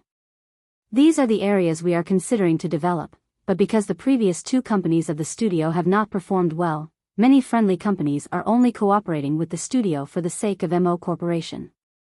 Except for the BGY group a few days ago, the rest are still in the wait-and-see stage, so the concentration and popularity of these projects are not very optimistic." Jean Wan nodded and said, "You're right." Speaking up to this point, Jean Wan turned to Mo Jingshan. "In fact, I can understand. Right now, the property market is indeed not very optimistic. Coupled with the studio's previous performance, if it weren't for your intervention, I'm afraid we would be a group of children with no one to care about us. So now we have to go through the invisible obstacles." Xia Tian could not hold it in any longer and suddenly said, "CEO Mo. The one who has to overcome the obstacles step by step is your family's Jean Wan, not me. She's so concerned about her face that she has to suffer. There are many things that she is unwilling to ask for your help with. Look, right now, we just want you to help us draw a few key points and choose a few projects for us. She can't even ask for such a small request." Xia Tian tapped her fingers on the computer table and ignored Jean Wan's glare. She continued to say, "You have to know that in the next few months, this studio will be under my management. My leg is still crippled. CEO Mo, please be kind and give us some advice, so that we don't have to take a detour, and we can all be at ease. Jean Wan can also rest assured. You don't want her to worry about things here every day when she's away to study, do you?" Mo Jingshan did not look at the people on the computer screen. He only indifferently glanced at the little woman who was sitting in front of the computer and drinking water with an awkward expression. He opened his mouth, and there was a hint of gentleness and indulgence in his indifferent tone. "Briefly repeat what you just discussed." Jean Wan was about to put down the glass of water she had just taken a sip of, but Xiao Ba, who was sitting opposite her, eagerly took the information in her hand and began to give a brief account. Because she had already given the information, Xiao Ba's words were clear and orderly, and perhaps because the other party was Mo Jingshan, Xiao Ba didn't dare to say any nonsense and spoke concisely. After speaking, Xiao Ba looked up with admiration and said carefully, "CEO Mo, do you need me to show you the details of the plan again? Thank you for your hard work." "No need," Mo Jingshan calmly said. His gaze had already landed on the page of the plan on Jean Wan's computer screen. He bent down and placed his hand on Jean Wan's. She was currently holding the mouse, and he held her hand and clicked on the mouse several times. He flipped through several pages of the plan and saw the plan inside. A moment later, Mo Jingshan lowered his gaze and watched Jean Wan's face illuminated by the computer screen. He looked at her exceptionally serious expression and chuckled softly. His tone was slightly indifferent and filled with indescribable doting. Circle the 5th item on the 3rd page. For the next month, focus on this project. Jean Wan immediately flipped the plan back to the page he had mentioned and focused on it. As expected, this piece of land was purchased by me at the end of last month. Right now, High City's Tourism Bureau is planning to develop this area into a tourism development zone. I originally planned to suppress this area for a period of time, but the Tourism Bureau has sent out many people to interfere with the price of the land nearby. Thus, this area should be regulated and can't be suppressed any longer. We should stop while we're ahead. As Mo Jingshan helped her highlight the key points of this project, he marked all the areas that included the predicted price increase. His meaning was clear and also gave her a hint. Is it because you have someone in the city's tourism bureau and know that they will only release the regulation policy in a month, so you want me to suppress it for at most another month? Jean Wan asked. Mo Jingshan, yes. It was just a single word. He said it lightly, yet it was as it should be. This was a very simple logic. Even if Jean Wan had the ability to predict the future 10 years from now, she could not do everything perfectly. On the other hand, Mo Jingshan's status was different. In this enormous high city, regardless of whether it was the business or political world, he had a certain amount of connections. He could obtain the most direct and accurate plans in advance, and it was many times more effective than her so-called prediction ability. Thus, a man like him was truly terrifying. Not to mention turning back time by 10 years, even if he was thrown into the torrent of history, he would still be able to control everything. He could always look at the entire situation and stand at the top of the pyramid. When Mo Jingshan helped her highlight the key points, he gave her a concise and comprehensive analysis. Jean Wan listened attentively. In the study, only their voices could be heard. The video was on the entire time. Xia Tian, Xiao Ba, and the others could be described as absolutely quiet. Wasn't the legendary Mo Jingshan aloof, cold, and unreasonable? But right now, the dignified CEO Mo did not pay any attention to anyone on the computer ever since he entered the study. His eyes were only focused on Jean Wan, and they were vaguely filled with warmth and patience. Even when Jean Wan's thoughts coincided with his, there was a hint of a smile in his eyes. How was this the cold and aloof CEO Mo? He was clearly a top-quality, warm man who was like a rare treasure, but it was clear that this treatment was only for Jean Wan alone. As for the others, they were not even worthy of his attention. After Mo Jingshan finished highlighting and analyzing the key points, Jean Wan simply sat in front of the computer to carefully rearrange the information that had been highlighted. Mo Jingshan rubbed her head twice and did not say anything more, turning to leave. So envious, so blissful, what should I do? I want to fall in love. This is practically a royal level of dog food. As the study door was closed, the computer finally began to resound with voices. Even Xia Tian could not help but click her tongue. Not bad, Jean Wan. Sure enough, today is different from the past. Even the dog food of the century has been stuffed into my hands.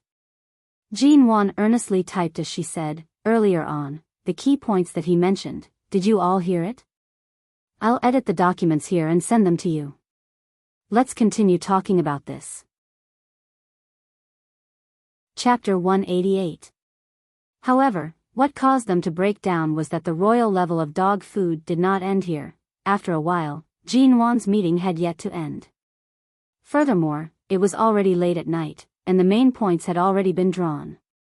The women chatted about the studio while chattering about various unrelated topics. A colleague sitting by Xia Tian's side suddenly teased, "Boss, our studio was invested in by Mo Corporation. When are we going to invite CEO Mo to our studio for an inspection?" That's right, that's right. That's right. Let's not look at CEO Mo through the screen. The women began to make a fuss again. Even Xia Tian joined in and teased her. Just as Jean Wan was trying her best to maintain a stern expression and was about to continue the meeting with a calm expression, the door to the study opened again.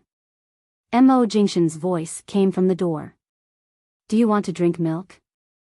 As Mo Jingshan's voice landed, the several heads on the computer screen nodded in unison.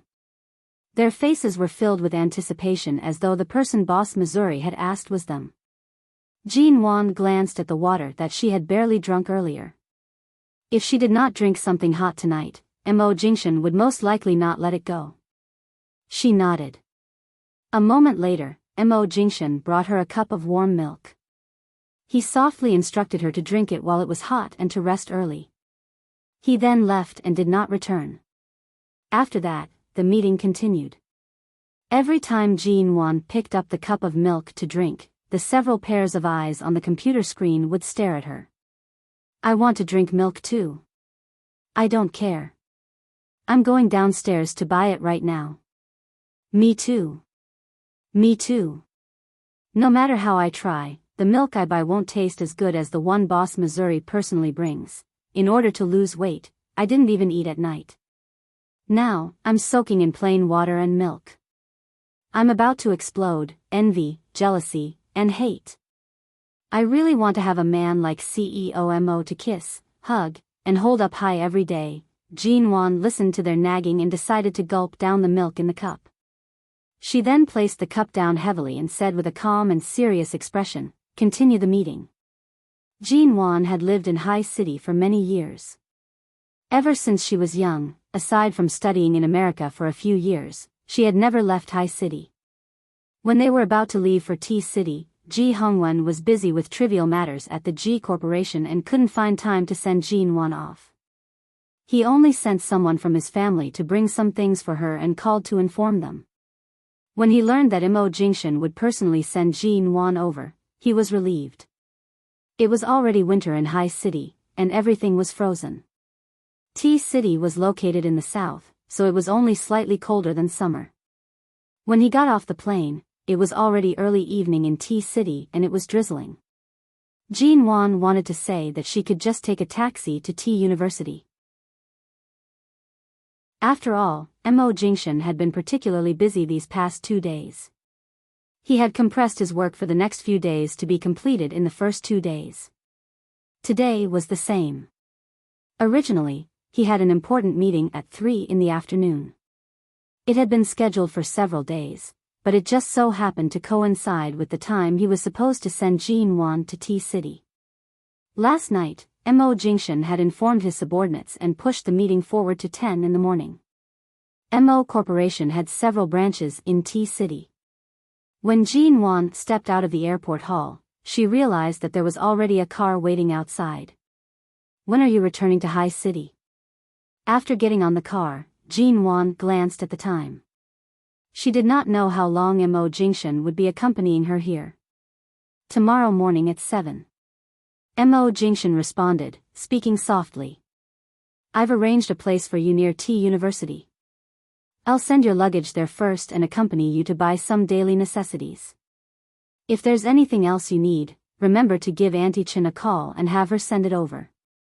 It was already past 8 in the evening. There were less than 11 hours left before they would be parting. His plane was at 7 tomorrow morning, which meant that he had to leave at least 2 hours in advance. Adding in the numbers, there were only a few hours left before they would be parting. Feng Ling will arrive in T-City before noon tomorrow. She'll go directly to your place. He saw that Jean Wan kept looking at the time. It was clear that she was reluctant to part with him, but she refused to say it. He pinched her face. Are you sure you want to stay here? Since I'm already here, there's no need for me to think too much. I thought that Feng Ling would have to take a break for the next few months. Actually, I'll be spending most of my time in T University. There's no need for her to come over. Mo Jingshan's expression was calm, but his tone was undeniable. I'm leaving you alone in T-City. From the looks of it, you want to return to High City with me.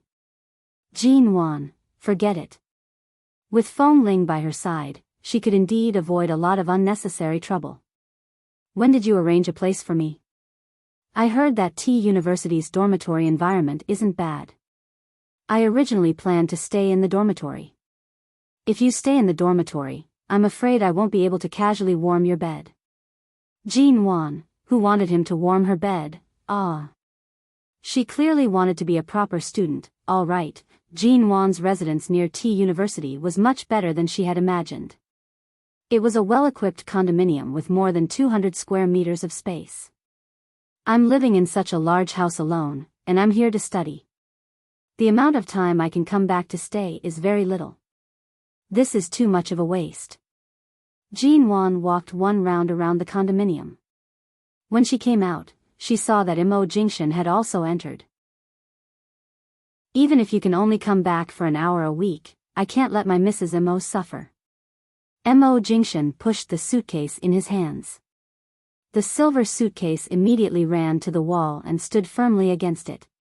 Even the movement of pushing the suitcase was so handsome. This man, faced with the impending separation, Jean Wan suddenly suspected that he was intentionally seducing her. She immediately ran to the kitchen to take a look. Everything had really been prepared for her. Everything that could be used was there. There was basically no need for her to buy too many things. She then opened the fridge. It was already filled with various fresh fruits and ingredients. She took them out to take a look at the date on the packaging. They had all been sent over today. You're returning to High City tomorrow. I'm guessing that I won't be able to eat a meal you personally made for several months. Jean Wan suddenly clasped her hands together and looked at him. Her expression was expectant as she said, "Do you want to make me another delicious meal tonight? To satisfy my stomach?" Mo Jingshan did not even bat an eyelid. He calmly spat out 2 words, "Not doing it." Jean Wan. Why? I'm hungry right now. The man glanced at her with his inky eyes. Jean Wan walked over and was about to pull him into the kitchen. She wanted to coax and persuade him to show off his skills once more. Chapter 189. The lights in the room were not turned on, and only a faint moonlight shone through. Jean Wan was directly brought in by him and was almost pushed into the bedroom. A new environment, a new bedroom, a new bed. Everything was unfamiliar, causing one to be especially sensitive. She welcomed the man's kiss, and her body instantly ignited. Her eyes blurred as she hugged the man on top of her. Her voice trembled as she said, "I haven't eaten yet." The man's movements did not stop. He said in a heavy voice, "I'll eat first today." With that, Mo Jingshan turned over and covered her body. She let out a low, "Ah." Because of his movements, she subconsciously closed her legs, but she couldn't stop him at all. His hand traced the extremely sensitive part of her waist. It was slightly itchy and numb to the bone. Jean Wan quickly felt something hot and hard pressing against her. She was about to ask him to be gentler when the man suddenly kissed her on the lips. "It'll be your birthday in half a month. Go back to High City to celebrate your birthday, en? I don't know how my classes will progress by then. If there's no time, then don't celebrate your birthday." She had yet to finish speaking when the man actually entered without any warning. Hearing her suppressed low cry, the man's lips curled into a victorious smile. "You have to go back." He lowered his voice by her lips, and it was unexpectedly forceful and domineering. Just like the movement of his lower body, she could not avoid it. "The first birthday after our marriage, we'll go back to High City to celebrate, remember? What if there's an exam or some other activity, and the professor doesn't let me go back? The classes here are only 3 months long. I think we should not go back." His movements became more ruthless, and each thrust became deeper and harder than the last. Jean Wan had already been on the plane for an entire afternoon, and right now, she could barely keep up. After being bullied so harshly and heavily, she could not even speak properly. She could only hoarsely whimper. "Don't, I'll try my best, alright, good girl." He finally kissed her lips in satisfaction, but the force of his lower body did not lessen. What could be more frustrating than being pressed down on the bed by the great boss Missouri for close to 2 hours, when one was so tired and hungry that they wanted nothing more than to lie down on the bed and sleep through the night. Yet, one still had to get out of bed and go to the nearby supermarket to buy something. Although there were ingredients at home, they were not complete. Thankfully, when they arrived at the supermarket, Mo Jingshan generously allowed her to eat at a Chinese restaurant in front of the entrance. But even if she was full, her entire body had just been devoured by him not long ago. Her legs were still sore when she left the house, and her calves trembled as she walked. If it weren't for the fact that Mo Jingshan's flight was tomorrow morning and he could only accompany her to buy things tonight, she really wanted to bite him to death. She lived near T University, and there were many people in the supermarket near the university.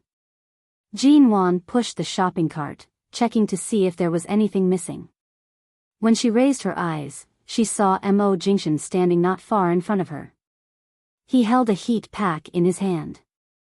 His fingers were long and slender, and his skin color was much cleaner than most men's. It was a stark contrast to the red heat pack. He was currently looking at several different brands on the shelves and asking the shop assistant about the differences. Every time Jean Wan's period came, her stomach would hurt. She had always had a cold body when she was young, so her stomach would hurt more than most people during those few days of the month. However, she often endured it and did not say anything. She would only drink more hot water to relieve the pain. She did not expect that Mo Jingshan would actually help her choose something like a heat pack from the supermarket.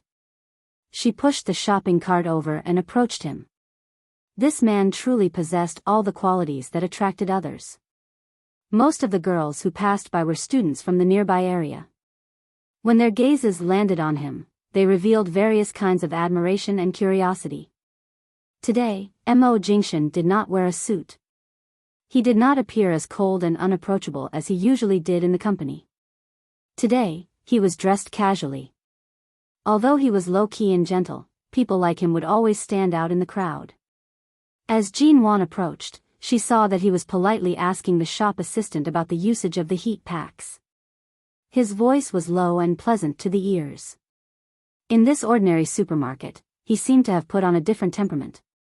He was as warm as jade and had an otherworldly aura. Even though Jean Wan and he were already very close and had just been intimate on the bed at home, Jean Wan still couldn't help but feel a chill run down her spine. But at this moment, she still couldn't tear her eyes away. This man. Yes, it was really beautiful. He had never felt that time passed so quickly. When he returned from the supermarket, it was already late at night. After tidying up the things they bought, Mo Jingshan fulfilled her wish. Although they had a casual dinner outside, he still made her some supper. After eating her fill, Jean Wan saw the man sitting on the sofa in the living room. She glanced at the time. There were only 4 hours left before he left for the airport. She leaned over to say, "Let's watch TV together." Mo Jingshan glanced at her. The little woman was clearly tired, but she insisted on not going to sleep. His elegant brows moved as he calmly said, "Come here." Jean Wan sat by his side, passing the remote control to him. "What do you want to watch? Financial news or a foreign television station?" "I rarely watch TV. Whatever you like, you can change it yourself." Mo Jingshan held the little woman by his side, caressing her soft, smooth hair. "If you're tired, go to sleep. There's no need to accompany me here." Jean Wan glanced at him. In the end, she could not bear to sleep. She sat by his side, switching on the television and changing several channels. As she did so, she asked, "Do you want to watch a variety show?" "Anything is fine." As for what to watch, Mo Jingshan did not have any objections. In the end, the so-called variety show was just a few popular male stars in the country acting coquettishly on stage. They were even better at showing off than women. From time to time, they would wink seductively and show off their abs. Jean Wan watched with great interest. He casually picked up the remote control and changed the channel. "Watch something else." "Oh." Jean Wan was confused. "Then how about watching a movie?" Jean Wan switched to a movie channel. In the movie, the male lead was whispering sweet nothings to the female lead. Jean Wan's eyes brightened. She suddenly pointed at the handsome face on the screen.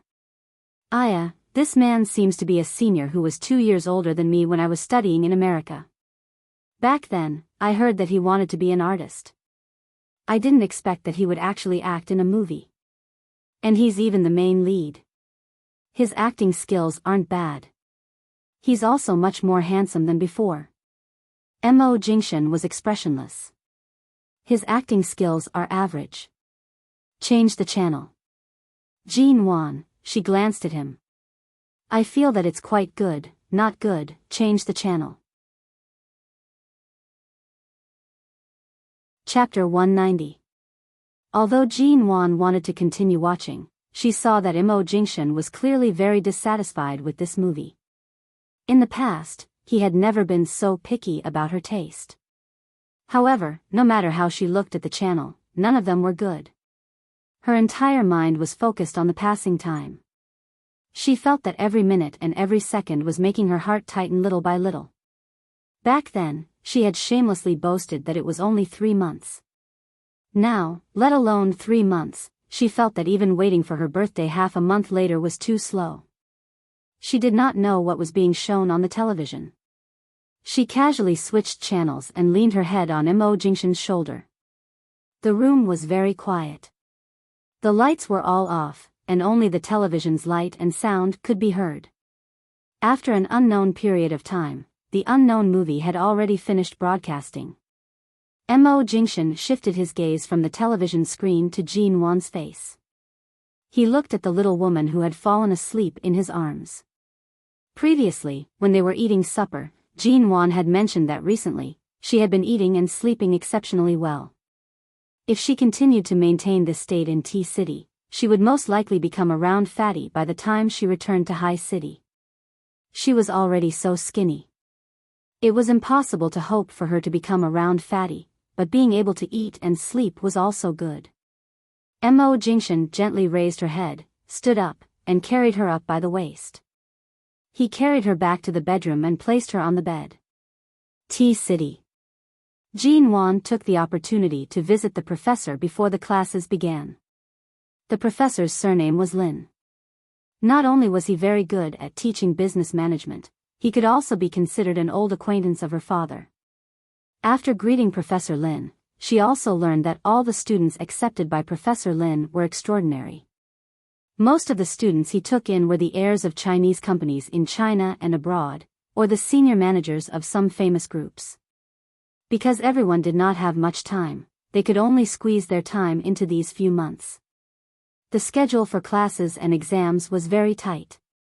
To save time, the professor suggested that Jean Wan stay in school as much as possible. T University had a special VIP dormitory. After Mo Jingshan returned to High City, Jean Wan stayed alone in such a large condominium. Although she did not lack anything, whenever she slept, she would always think of the night Mo Jingshan stayed here. In the end, she still chose to move to the school dormitory.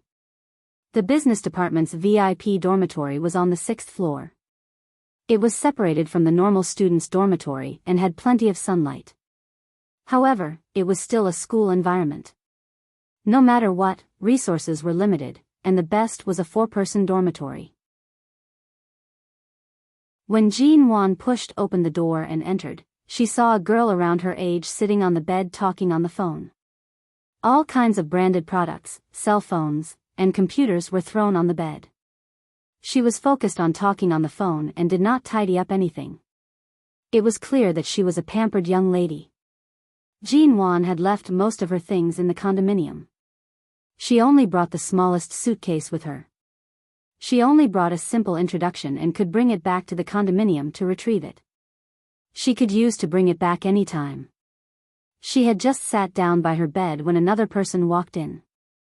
This person was around 25 or 26 years old. She was dressed fashionably and appeared slightly mature. Her actions were straightforward and efficient. After entering the room, she greeted Jean Wan and the person inside and introduced herself. She said that she was the vice president of Hangyun Corporation and that her name was Bai Wei. She had come here to further her studies. After a simple self-introduction, she carried her luggage to her bed and began to pack. She did not say a single word of nonsense. The girl on the phone put down the phone after another 10 minutes. She looked at the two of them and realized that her bed was really messy. She then began to tidy it up lazily. She placed a bunch of expensive cosmetics and skincare products on the public table. They were all international brands, and even the cheapest one was from Aquamarine Mystery, which cost more than 2,000 yuan. Hey, how did you guys clean up so quickly?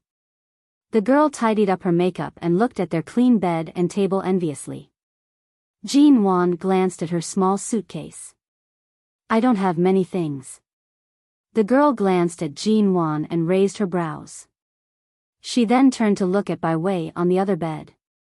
Seeing that the skincare products Bai Wei had brought out were not cheap, she directly asked, Your body smells so good. Aya, you're using the C family's latest perfume from last month, right? And it was the limited edition one. I went to France and asked people to queue for a long time, but they couldn't buy it. You actually have it. Bai Wei glanced at her and casually responded before continuing to tidy up. It was clear that she was not in the mood to talk too much with this kind of noisy rich young lady. Seeing that she was ignoring her, the girl could only turn to look at Jean Wan. Why did you bring so few things? That's right, earlier she said her name was Bai Wei. Which company's vice president is she from? Bai Wei casually replied, Hangyun Corporation. Oh, that's right, Hangyun Corporation. I've heard of this company before. It's the largest technology company in T-City. I think it's been listed for a long time, hasn't it? The girl then said, My father is the chairman of the Ling Group Bank. 50% of the Ling Group Bank's shares in the country belong to my family.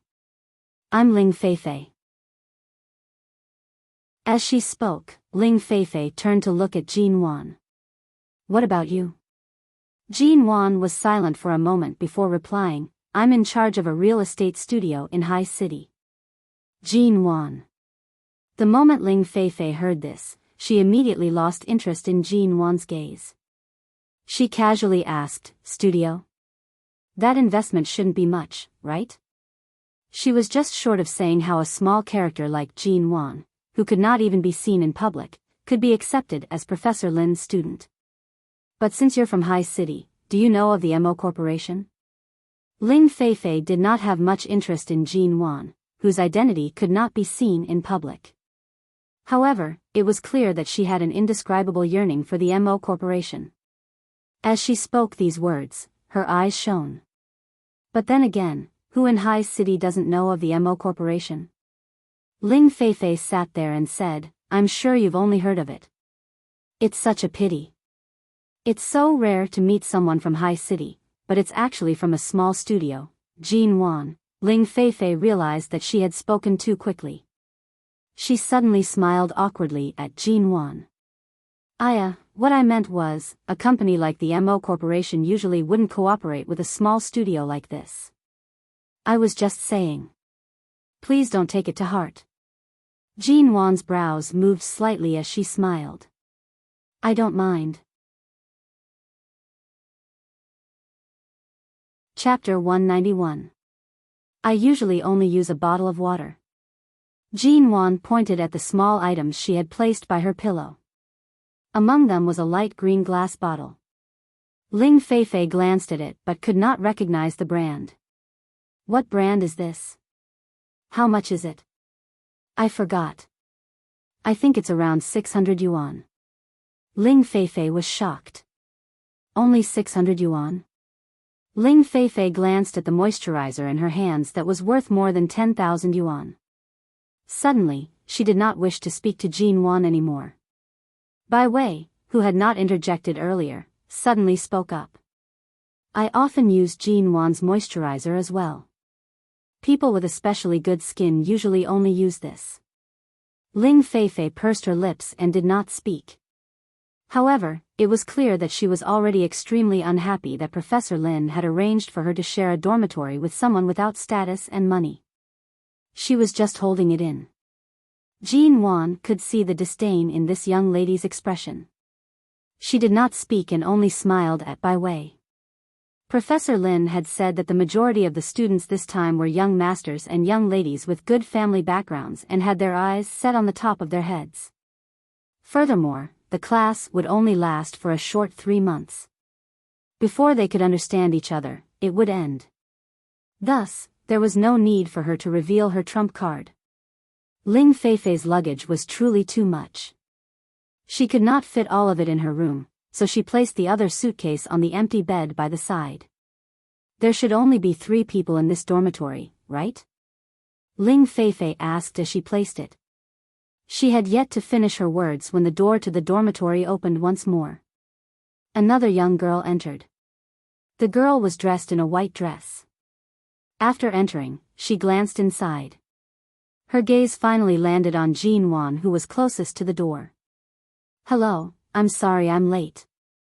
There should still be a place for me in the dormitory, right?"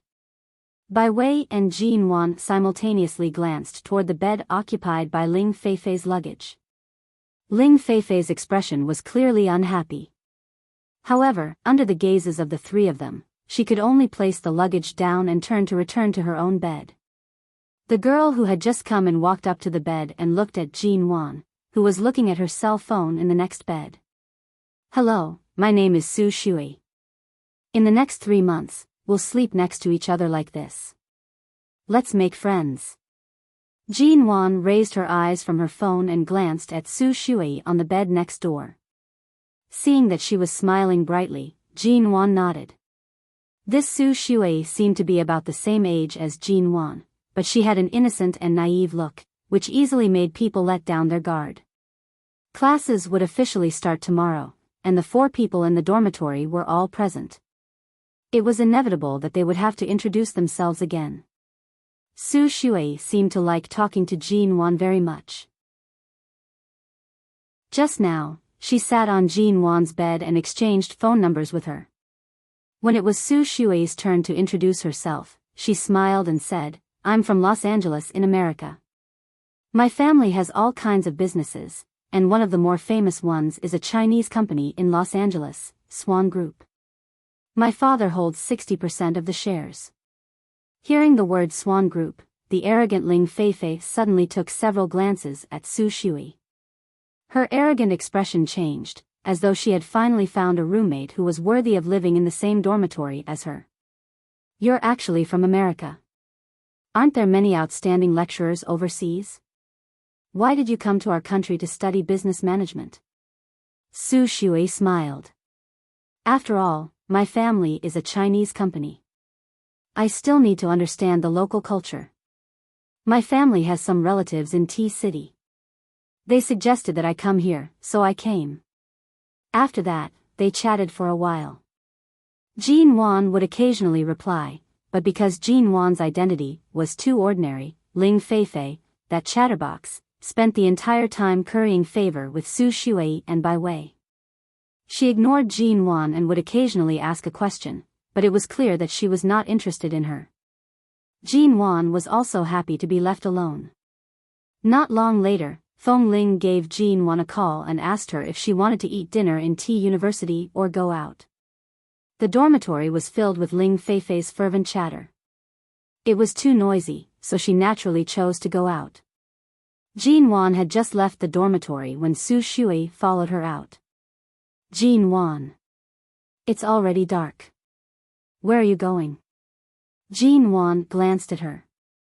"I'll be back after eating dinner. Do you have something to do?" Hearing this, Su Shui moved closer to her side and held her arm, speaking intimately, "Then let's go eat together. This is our first time in T-City and we're unfamiliar with this place. It's good to have companions." Jean Wan's lips curved, her smile was mild. It was not that she was cold, but Su Shui's sudden familiarity made her feel that something was amiss. "We'll eat together another day.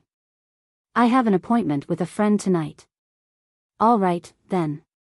Let's go together tomorrow." Su Shui followed her persistently. "We'll talk about it tomorrow." Before Jean Wan stepped out of the dormitory, she saw that Su Shui was still looking at her. She turned to look at her again, asking, "Earlier on, you said that you came from Los Angeles?" Su Shui smiled and nodded. That's right. Jin Wan smiled deeply and said meaningfully, not bad.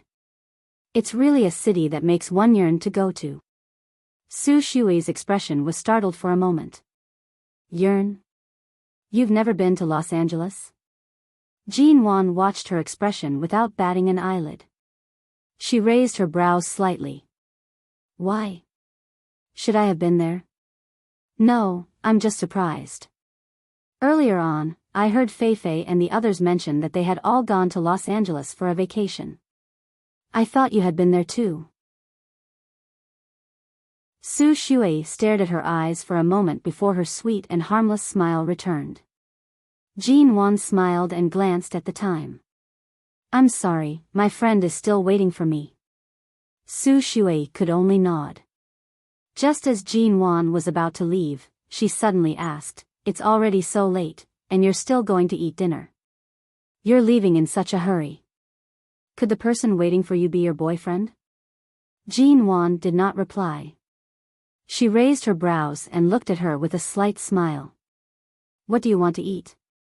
Do you want me to pack it for you? Su Shui's expression faltered. She then smiled and answered, a portion of spaghetti. Thank you. After leaving T University, Feng Ling had been waiting for Jin Wan for a long time. The two of them casually ate at a Western restaurant near T University. Jin Wan cut the steak and glanced at Feng Ling, who was quietly eating her steak. I want to ask you a few questions. What? Have you heard of Los Angeles' Swan Group? Yes. Jin Wan's hands, which were holding onto the knife and fork, paused. Then, is there any special relationship between Swan Group and Shine Group? Or, is there any relationship between her and Mo Jingshan?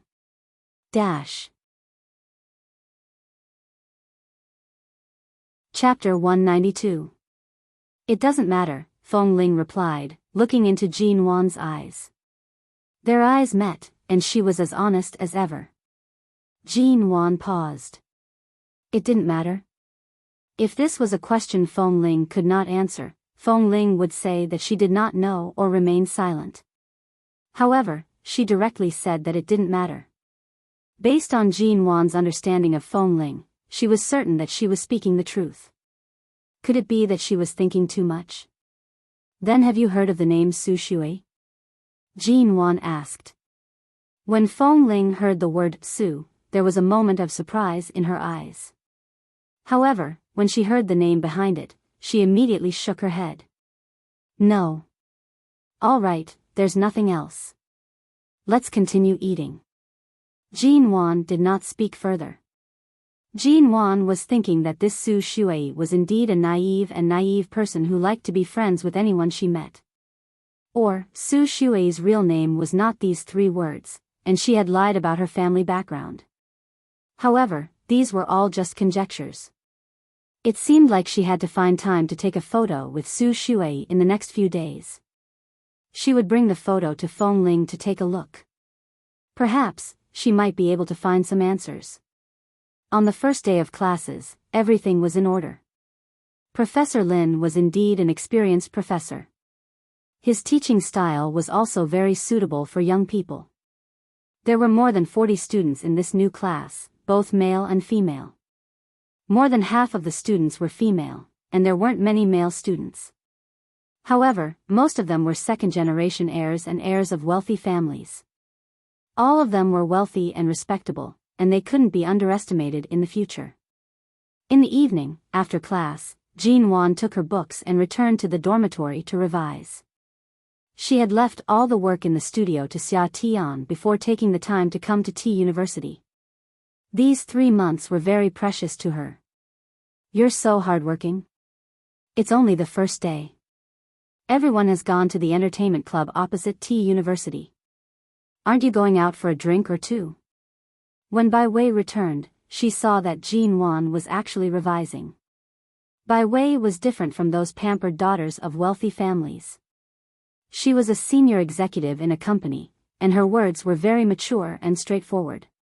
She did not like to be too close to Ling Feifei, but her impression of Jin Wan was quite good. She would occasionally chat with Jean Wan. I want to, but I can't. There's someone at home who doesn't allow me to drink. Jean Wan smiled at Bai Wei. She flipped through the book in her hands and furiously took notes. Not even wine? Why are you so strict? Bai Wei said casually.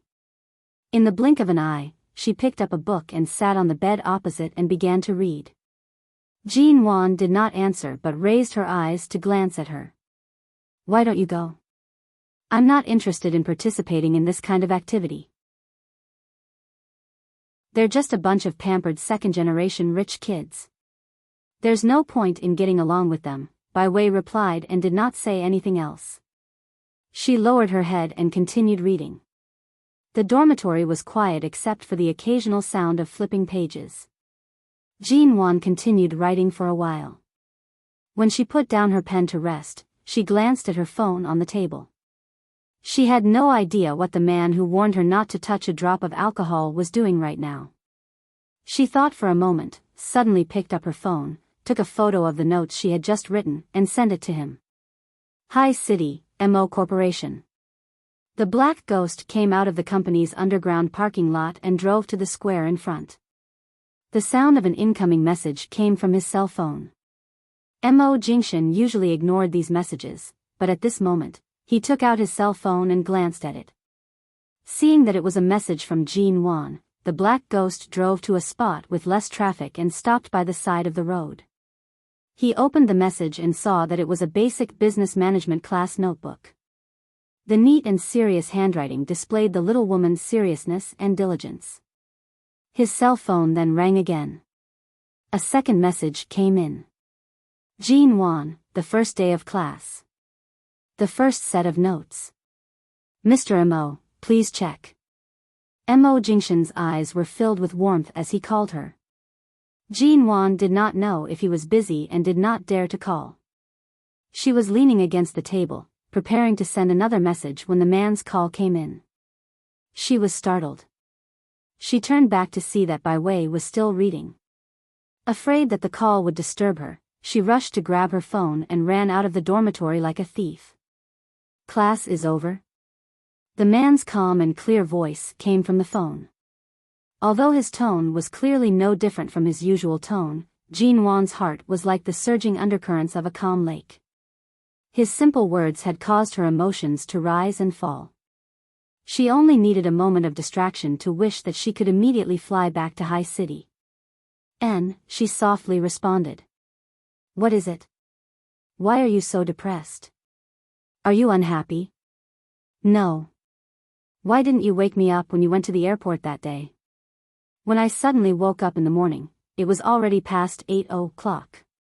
The moment I opened my eyes, I saw that the room was empty. At that time, he was already on the plane. She could not call him. After the feeling of disappointment in her heart gradually calmed down, she held her breath. She was angry that he left without saying a word. Why did I wake you up? Tell you to hug me and cry? Jean Wan. Who said I would cry? The man's voice was cold. He smiled faintly. You don't need to cry. Just one look is enough to make me suffer. I'm afraid I'll regret it on the spot and directly kidnap you back to High City. Since Mo Jingshan could say these words, it proved that he was definitely capable of doing such a thing. However, at that time, if Jean Wan had watched him leave, she most likely would not have looked too happy. From time to time, students from other dormitories would pass by the corridor. Jean Wan lowered her voice and briefly explained the classes here to Mo Jingshan. As she spoke, she suddenly heard the sound of a car on the other end of the line. She asked, Are you driving? No, the car is parked by the side of the road. Mo Jingshan calmly said, I'm afraid I'll be distracted if I call Mrs. Mo, so I parked the car early. I thought you were at the company or at home. Jean Wan finally realized that he had just gotten off work. From the sound of the car, she could guess that there was a traffic jam. If he continued to park there, it would be really inconvenient. She said, You drive back first. I'll continue to take notes. I'll call later. And clearly, it wasn't good to keep the car parked there. He did not reject her. His voice was clear and low. Don't read for too long. Take care of your eyes. Also, don't stay up late. I know. Don't worry. Even if you're not by my side to urge me, my lifestyle is still orderly. I'll definitely study well and live a healthy life. Jean-Won mischievously responded and hung up. She put down the phone and was about to return to the dormitory when she saw that Su Shui had returned. She was standing at the staircase in front of the corridor, looking in her direction thoughtfully.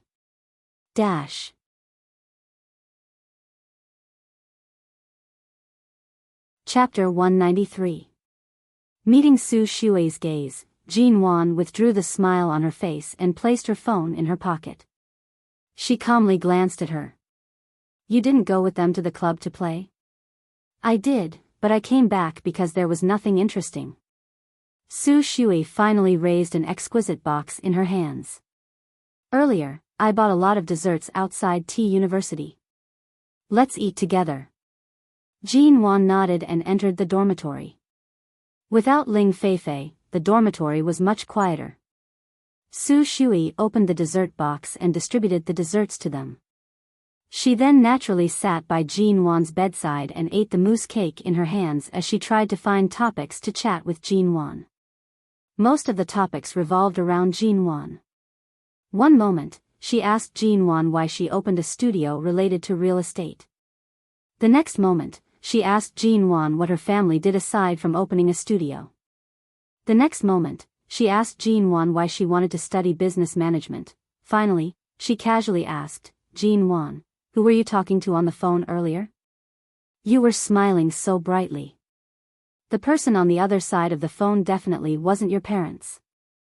It must be your boyfriend or something, right? Jean-Won continued to hold the unfinished notes in her hands. As she read, she calmly said, after asking so many questions, are you more curious about me or my so-called boyfriend? As she spoke, Jean-Won's gaze shifted to Su Shui's face.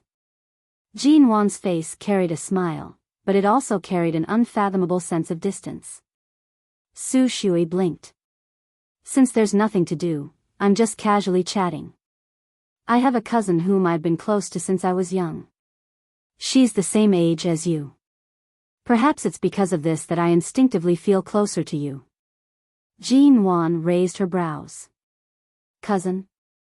Su Shui nodded but did not continue on the topic of her so-called cousin. She only said, also, look, we've all introduced ourselves. Ling Feifei couldn't hide anything, and Bai Wei's company can be easily found online. You're the only one who said that you opened a studio in High City and didn't say anything else. I'm indeed very curious about you. Hearing these words, Bai Wei finally glanced at Jean-Won. I indeed only have a studio. My background is simple and clean. There's nothing to be curious about. Jean-Won's tone was indifferent. She then glanced at Su Shui. Speaking of which, aren't you, the young lady of the Swan Group who specially came from America, more worthy of my curiosity? Su Shui immediately smiled bashfully. I'm not that different from you guys. I just live a little further. Only? Jean-Won raised her brows. It seems like we're all the same. I live a little further. Jean-Won, I just want to get to know you better. I don't have many friends in the country, so I asked too many questions. Don't always keep me at a distance. Jean-Won did not speak. Bai Wei suddenly spoke up, everyone's personality is different. Jean-Won clearly doesn't wish to say more, yet you keep asking. Why can't you see this clearly? Su Shui's expression faltered. She thought for a moment and suddenly handed a few desserts to Jean-Won. All right, I won't ask any more. I'll go read too. She stood up and returned to her own bed. Jean-Won glanced at the desserts Su Shui placed by her bed. She casually picked them up and handed them to Bai Wei. You eat them. Recently, I've lost interest in desserts. My stomach feels uncomfortable after just a few mouthfuls. I keep feeling nauseous. Bai Wei glanced at her and teased, "What's there to feel nauseous about? Don't tell me you're pregnant." They didn't know each other very well, so her casual words were just a joke. Jin Wan just smiled at it. Su Shui's gaze abruptly shifted to Jin Wan. Sensing her gaze, Jin Wan could not help but turn to look at her. "Don't you want to read?" Su Shui paused. Her gaze shifted to her stomach. She picked up the book and asked thoughtfully, "Do you feel nauseous when you eat desserts?" "I'm joking." Jin Wan curved her lips and did not pay her any more attention. Half a month passed by quickly. Jin Wan had almost forgotten about her birthday. By the time she remembered, it was T University's annual bonfire party. The bonfire party was the day before her birthday. It was also the day Jin Wan had originally planned to book a plane ticket back to High City. It was said that not all students had the right to attend. Only students who had been selected by the professors and the school officials could attend the celebration. Jin Wan was preparing to book a plane ticket back to High City when she suddenly received a call from Professor Lin. Professor Lin said that among the new students under him, there were only 10 spots left for the bonfire party. One of them was her. He also said that this spot was difficult to obtain. Once it was confirmed, it could not be changed. Jin Wan could only agree. But this way, she would not be able to return to High City on her birthday. She had originally promised Mo Jingshan, but now that she had changed her mind, she did not know if he would be angered by her. Jin Wan held her phone in a daze for a moment before calling Mo Jingshan. Mo Jingshan picked up the call and heard the woman stammering on the other end. "What are you feeling so guilty about? Can't you even have a proper conversation?" Jin Wan could only speak honestly. "Earlier, I received a call from Professor Lin. He arranged a spot for me for T University's annual bonfire party. Since I've already arranged it, I can't go. So, I can't return to High City on Saturday." "You're not returning to High City this week?" Mo Jingshan was in his office, flipping through the documents without raising his head. He spoke calmly into his phone, "Even if Professor Lin treats you as his favorite student, you can't snatch me away so blatantly. Do you plan on spending your 21st birthday with me in a house far apart from each other?" It's not that, she actually wanted to go back. After so long, this was the first time she had been apart from Mo Jingshan for such a long time. She had long gotten used to working during the day and returning home at night to hug the other party. Now that they were forcibly separated, time had really slowed down. Mo Jingshan placed the documents in his hands down and loosened his collar. After a moment of silence, he asked, "What bonfire party? Can't you be absent? The spots are limited. Professor Lin specially reserved a spot for me, and it's really hard to refuse.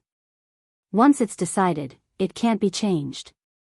I'm thinking that if it really can't be done, I'll celebrate my birthday on the lunar calendar. I won't celebrate my birthday on the solar calendar.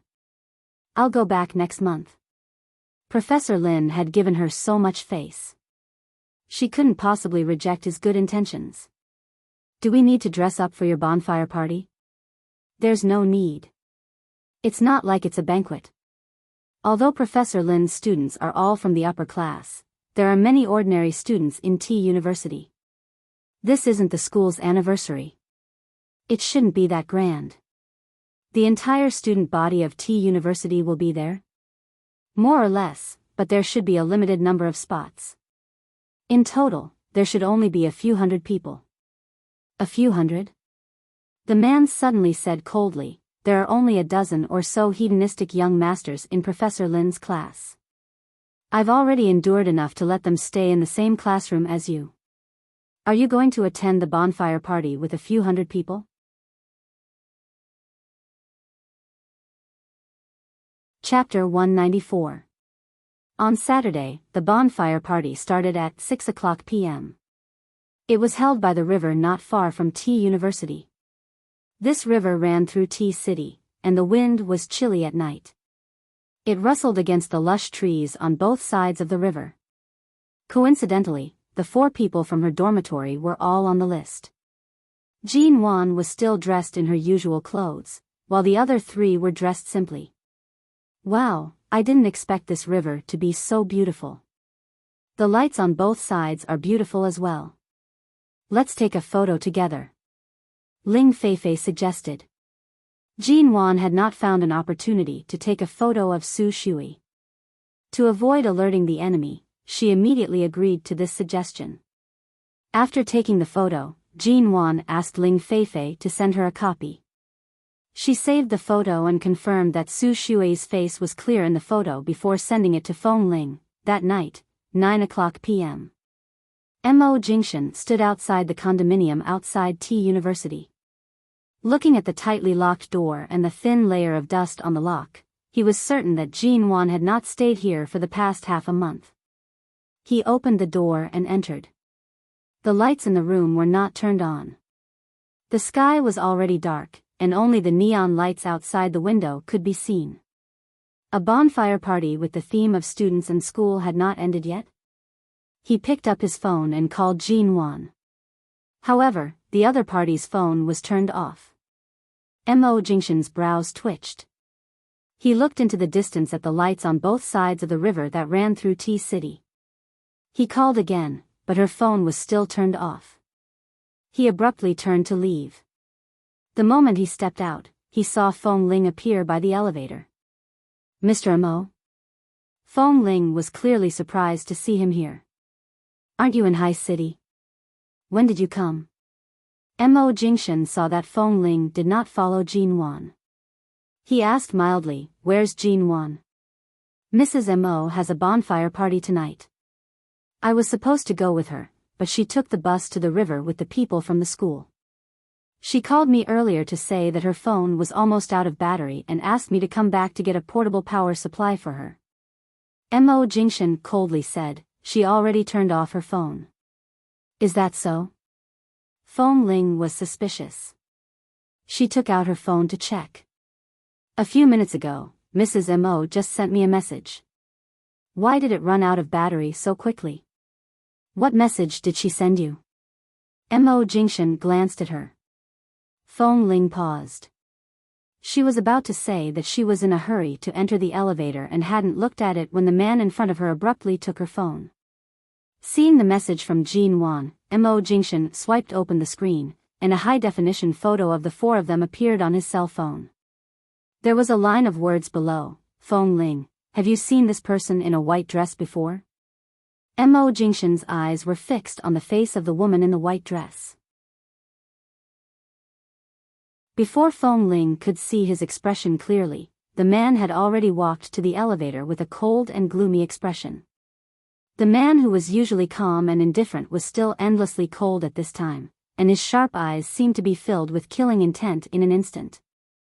As sharp as Feng Ling was, she immediately sensed something from Mo Jingshan's expression. She immediately rushed to catch up with him.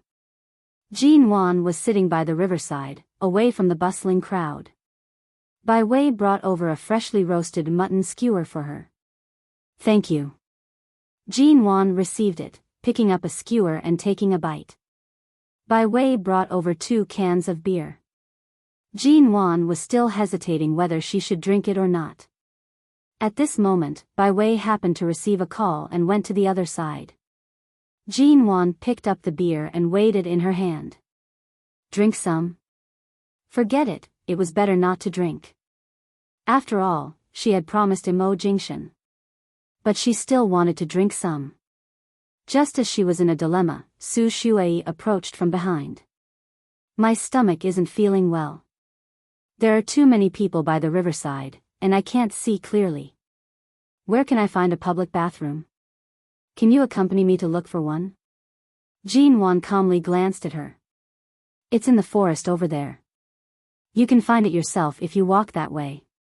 It's too dark in the forest. Come with me. I'm scared." Su Shui held her stomach, her complexion pale. It seemed like her stomach really wasn't feeling well. Jean Wan glanced at Bai Wei, who was on the phone, and turned to see Ling Feifei enjoying herself in the crowd. The people she was most familiar with here were the few of them. Su Shui was indeed too embarrassed to ask others to accompany her. Although Jean Wan did not like interacting too much with Su Shui, she always felt that this person was strange from head to toe. But after all, they were staying in the same dormitory. Let's go. Jean Wan placed the skewers and beer down, standing up and patting her pants. The two walked into the dark forest by the side. The lights by the river could not reach here, and the path ahead was too dark. Jean Wan said, "My phone's out of battery. Turn it on. Otherwise, we won't be able to see the road clearly." "My phone's also out of battery." Su Shui's voice was much softer than usual, as though she was purposely suppressing her voice. Jean Wan thought that her stomach was hurting and did not suspect anything. She reached behind her to support her, and the two of them continued walking in. As the crowd grew further and further away, the surroundings became unbelievably dark. Jean Wan clearly remembered that there were lights near the public bathroom. Why were they all off? Jean Wan. All of a sudden, Su Shui's voice rang by her side. Jean Wan was still wondering what was wrong with the lights when she heard Su Shui's soft voice again. "Are you afraid of the dark?" Jean Wan was about to answer when she felt that something was wrong. She and Su Shui had walked in the dark all the way here. Why was she suddenly asking this now? It was impossible for the lights here to be turned off so coincidentally at this time. They must have been damaged by someone. With this thought, Jean Wan's footsteps paused. She was about to turn around to look at Su Shui when she abruptly heard someone approaching. Hearing the sound, she instinctively wanted to call out, but before she could open her mouth, she was pressed down harshly. Her mouth and nose were also covered with a damp cloth. You guys, what are you doing? You. The surroundings were pitch black. She could not see Su Shui's expression, nor could she see the people around.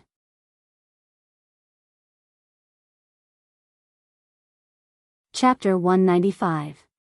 In the darkness, there was not a single crack of light to be found. After Jean Wan woke up, her eyes were opened in vain, but she could only see darkness. From the moment she woke up, she struggled violently until she gradually lost all strength. She could only lie there motionlessly. She was lying on a relatively wide bench, her hands behind her back, firmly tied by ropes under the bench. Her feet were also firmly tied to the other end of the bench. No matter how hard she struggled, she couldn't move at all. Her mouth was sealed with tape, so she couldn't open her mouth to call for help. This kind of situation was pitch black. When she woke up, she even suspected that her rebirth was just an unrealistic dream. Perhaps she was still living in that boundless darkness of her previous life, or perhaps she was still locked up in some poor and backward mountain village, waiting to be forcefully sold by the villagers. The darkness was frightening. She did not even know how much time had passed. All of a sudden, the sound of messy footsteps approached from outside. Jean Wan subconsciously shut her eyes. Creak. The heavy metal door was opened. The sound of two people's footsteps approached. The air was filled with the sweat of an unfamiliar man, causing one to feel disgusted. Jean Wan closed her eyes and did not move. "Did you use too much medicine on that cloth? Why hasn't this chick woken up yet? Ignore her. Miss Su only told us to kidnap her and send her out when the time is right. Whether she lives or dies has nothing to do with us. She's so pretty. Isn't it too much of a pity to send her over like this? Why don't we play for a bit? Play your head. Miss Su told us to leave T-City immediately after we're done. This chick's background isn't simple. Isn't she just a T-University student? What kind of background can she have at such a young age? Don't ask so much. Immediately send her to that bar. If we don't send her there, we won't get a single cent of the remaining 1 million yuan. We don't know who leaked the news, but right now, this area has already been patrolled by police cars many times. Do things cleanly. Since she hasn't woken up yet, it'll save us some trouble." At this moment, Jean Wan abruptly opened her eyes. The two tall and strong men were shining flashlights on her body. When they saw her suddenly open her eyes, they seemed to be startled. Jean Wan narrowed her eyes slightly in the glare of the flashlight, but her mouth kept making woo-woo sounds. Big brother, does she want to talk? Woo, woo, woo. Jean Wan made a few more sounds. Hearing that her voice seemed to have a different pitch, as if she really wanted to say something, the two men looked at each other and chose to ignore her. You woke up so quickly. How troublesome. Hurry up and take him away. Woo woo woo. Jean Wan's eyes widened as she stared at them. She couldn't move her hands, and the tape on her mouth prevented her from saying a word. She could only stare at them with hope in her eyes and keep repeating those three tones. Big brother, she really seems to be saying something. The other man finally glanced at Jean Wan. As Jean Wan continued to struggle and make those few tones, he abruptly tore off the tape on her mouth. A piercing pain came from her lips. Jean Wan couldn't care less. In such a situation, she couldn't shout, or else it would only bring about a fatal disaster. She took a deep breath and said, "How much money did the people who kidnapped me promise to pay you? Let me go. I can pay double. Those people still owe you 1,000,000 yuan, right? Let me go now, and I can give it to you immediately." She had just finished speaking when the man abruptly sealed the tape on her mouth again. Woo woo, Jean Wan stared hard at them, her mouth still repeating the same tone. Big brother, the man had a knife scar on his face. He coldly glanced at Jean Wan. You want to live, right? Jean Wan hurriedly nodded, her gaze sincere. She was certain that if these two were only doing this for money, perhaps there would be a chance. You have money to give us? The man still had a doubtful expression. Jean Wan nodded again, making an woo sound. It was a confirmation. The money Miss Su gave us is her share. If you want to buy your life from our hands, it won't be as simple as just paying double. The man suddenly revealed a cold and greedy smile. He shone the flashlight on Jean Wan's body, and finally shone the blinding light on her eyes. She had no choice but to close her eyes and turn her head to avoid it. He said in a rough voice, Miss Su wanted us to send you to T-City's largest underground bar. With your looks, you can easily sell for 2,000,000 yuan a night there. After that, you can be sold to a smuggling ship in the Philippines and continue to earn a sum. Just our share is already quite a bit. If you want to buy your life from our hands, how much more can you pay? Jean Wan's expression faltered. The two men's greedy expressions were too obvious. She tried her best to maintain her composure as she stared at their faces, wondering where their bottom line was. Big brother, she seems to be intentionally stalling for time. The moment the person by the side spoke, the man coldly narrowed his eyes and stared at Jean Wan.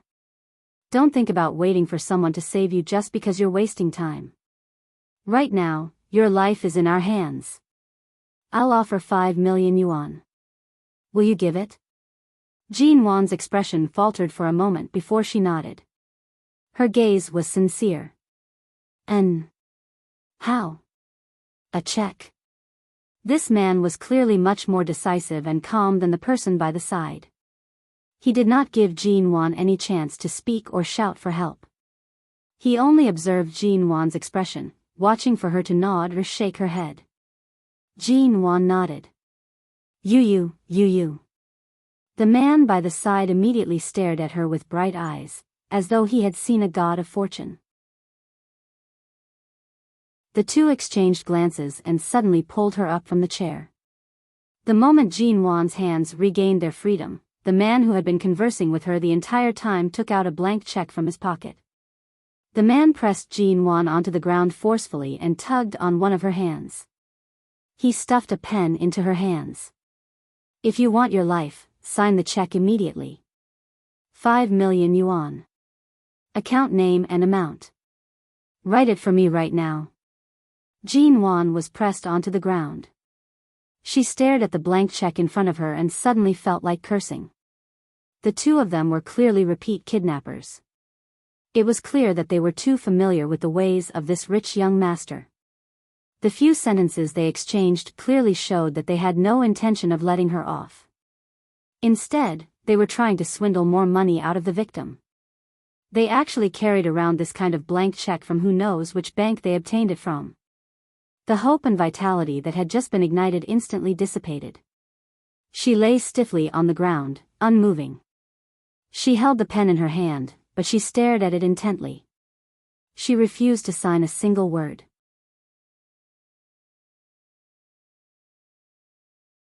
Chapter 196.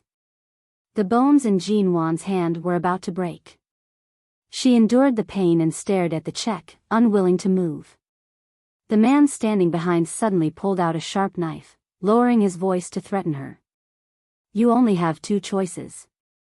Sign the check, and we'll leave this knife to you. You can find a chance to cut the rope and escape. 5 million to buy a chance to escape. Or, we can use this knife to cut the tendons in your arms and legs. Or, we can cut your face piece by piece. Sign or not? Choose. Jean silently furrowed her brows. 5 million to buy a knife? However, these two people were not joking at all. The back of her hand was about to break. Although they were utterly heartless, the current situation was one of survival of the fittest. In the world of desperados, life was too cheap. She abruptly raised her eyes and glared at the man who was stepping on the back of her hand. The man saw her gaze and moved his foot away. He tossed the pen back to her hand and ordered, sign. 5 million, not a single cent less. Jean Wan glanced at the knife in the other man's hand. The man also tossed the knife back to her. His meaning was clear. If she dared to sign, they would dare to give the knife to her. Whether or not she could seize the chance to escape was entirely up to her. Jean Wan hesitated for a moment. She slowly moved her hand that was aching and numb from being stepped on earlier. She picked up the pen and signed the check. As she signed, she thought about what had happened. Her previous suspicions of Su Shui were correct. The other party did not come with good intentions. They pretended to be naive to approach her. If they were not inquiring about her, they were observing her every move. After hiding by her side for more than half a month, they indeed harbored evil intentions. Seeing that she had written everything she needed to write on the check, the two men finally pulled her up from the ground. Jean Wan staggered, unable to stand steadily. Her hands were once again tied behind her. Although her body had left the bench, she was not in a state of freedom. She wondered if she would encounter two scoundrels who had no sense of morality at all. When the man in front tied her hands behind her back, he folded the foldable knife and stuffed it into her palm. He then tied her hands behind her back in a very clever way so that no one could see what was in her hands. I've already given you the saber. Don't say that we don't follow the rules of the martial world. The man tied her up tightly, looking as if he was satisfied with the 5 million yuan. He lowered his voice and said, Miss Su's people are guarding outside. We have to send you to the bar now. After we send you there, we'll leave. If the rope near your middle finger and index finger is cut, you'll be able to untie it yourself. What do you think? Was the 5 million yuan well spent? If Jean Wan's mouth wasn't taped, she really wanted to scold them. She suppressed her fear and anger, tightly holding onto the foldable knife in her hand. She then coldly stared at the two men. Stop glaring. It's rare to see someone as tactful as you. That Miss Su's background isn't small. She knows where our hideout is. If it was any other brother, they wouldn't sell out all the brothers in their hideout for a mere 5 million yuan. Seeing that Jean Wan was obediently allowing them to tie her up and did not struggle, the man spoke again and signaled to the man beside him with his eyes. When the two men brought Jean Wan out, before she could clearly see her surroundings, her eyes were abruptly covered with a black cloth.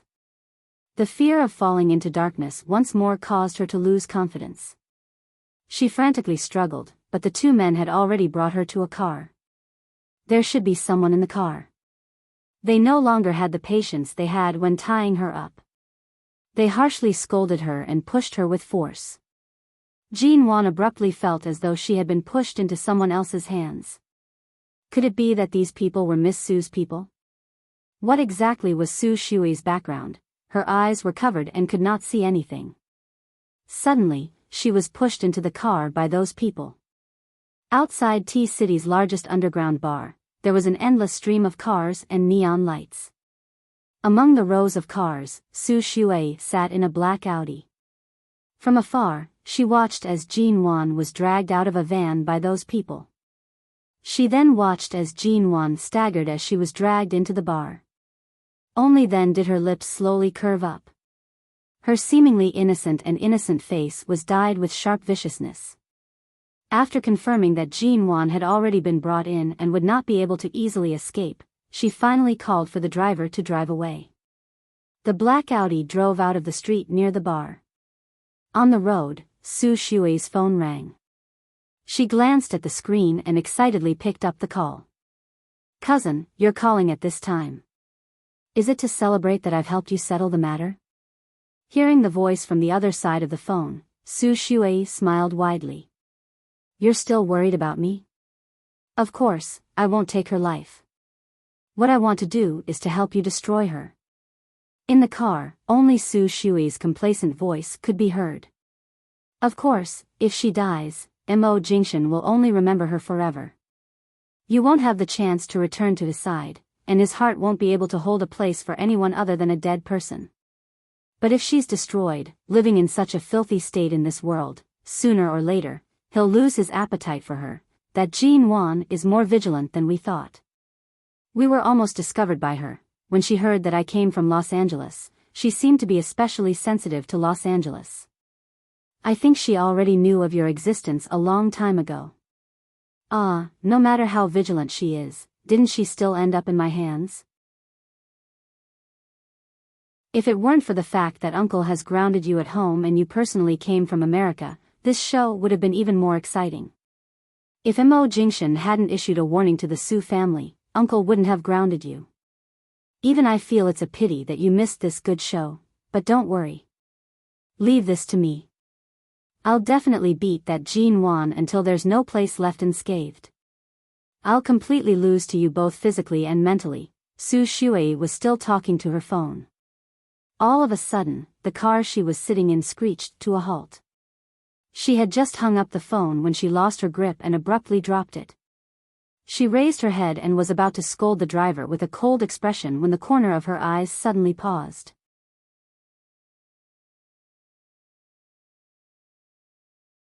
Chapter 197. It was a black off-road vehicle. It decisively forced her car to stop. Su Shui's hand paused as she was about to pick up her phone. She stared ahead and suddenly said, "Drive." The driver said hesitantly, "But Miss Su, the car in front, I told you to drive. Drive away immediately. Hurry. Go around that car." Su Shui ordered anxiously. The driver could only start the engine and quickly reverse the car. He then immediately turned the car around and drove in the opposite direction. Su Shui picked up her phone and gripped it tightly. She stared at the off-road vehicle in the rearview mirror. Seeing that the car was approaching at a merciless speed, she rushed to shout, "Drive faster. Faster." The driver sped up. His gaze was fixed on the car behind. Silently, he sensed a murderous intent approaching and instinctively stepped on the accelerator. As they sped up, the black off-road vehicle also sped up. When they reached an empty road, the black off-road vehicle sped up even more. Seeing that she could not shake it off, Su Shui furrowed her brows and decided to give up the chase. She ordered the driver to stop the car in front. However, the moment the car stopped, Su Shui thought that the black off-road vehicle behind would also stop. At the very least, it would not hit her. However, the black off-road vehicle did not stop, nor did it slow down.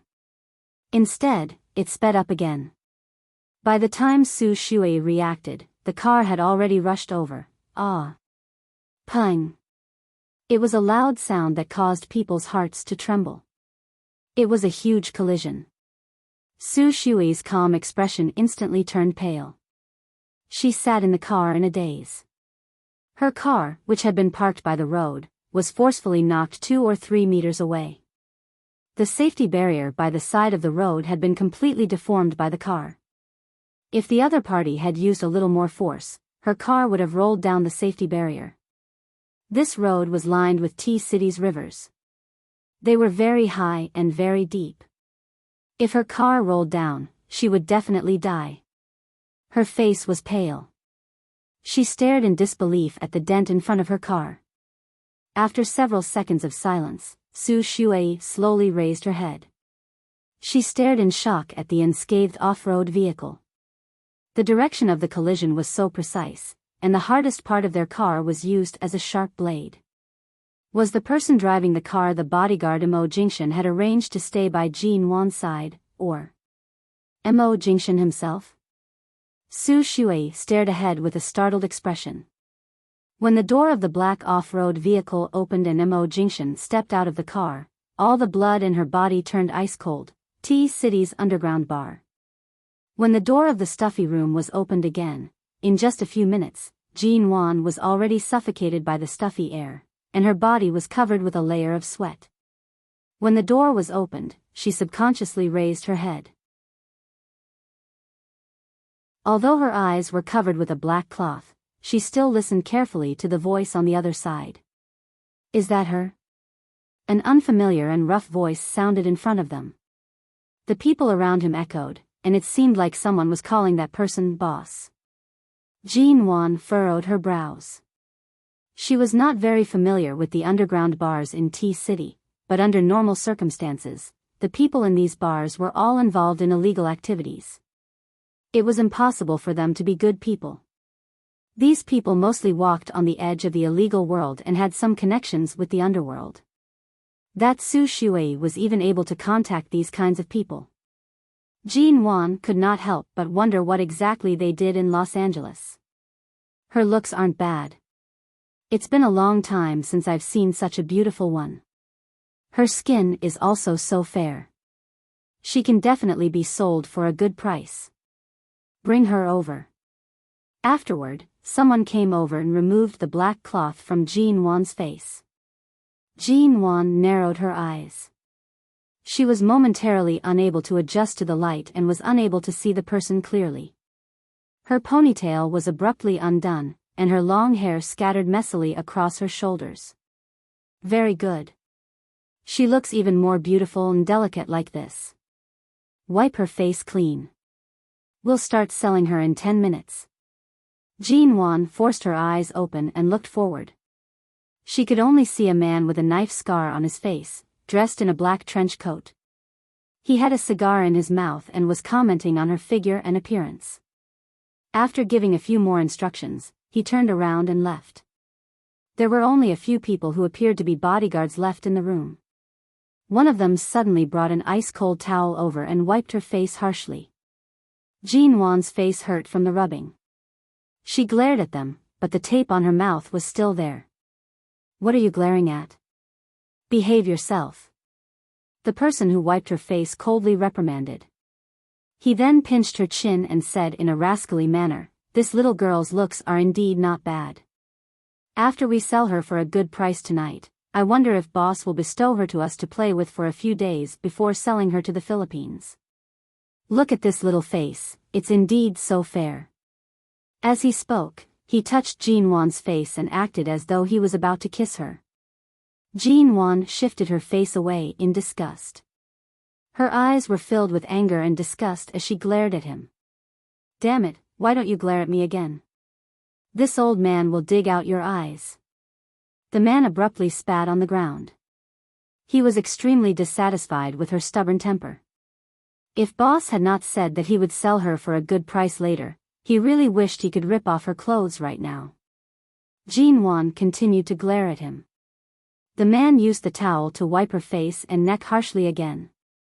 He used a lot of force and rubbed her pale skin until it was slightly red. He then stopped and called for the others to bring her out. Afterward, just like in her previous life, Jean Wan was like a fish on a chopping board. She was tied up and thrown into the bar's stands. The clothes on her shoulders were slightly torn, revealing her fair shoulders. Her hair fell down to cover them, half covering her face.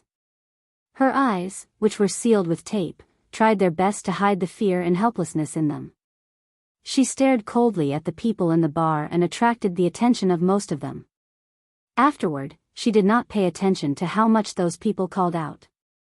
She only knew that after the buyer was confirmed, she was directly brought down. She was thrown into the bar's basement. Her body was still tied up, and she was curled up on a single bed with a thin blanket. Although it was a basement, it was clearly prepared for those lovers. It was a very small room, but the decorations were very high-end. It was completely in the European style. Even the bed she was lying on was not cheap.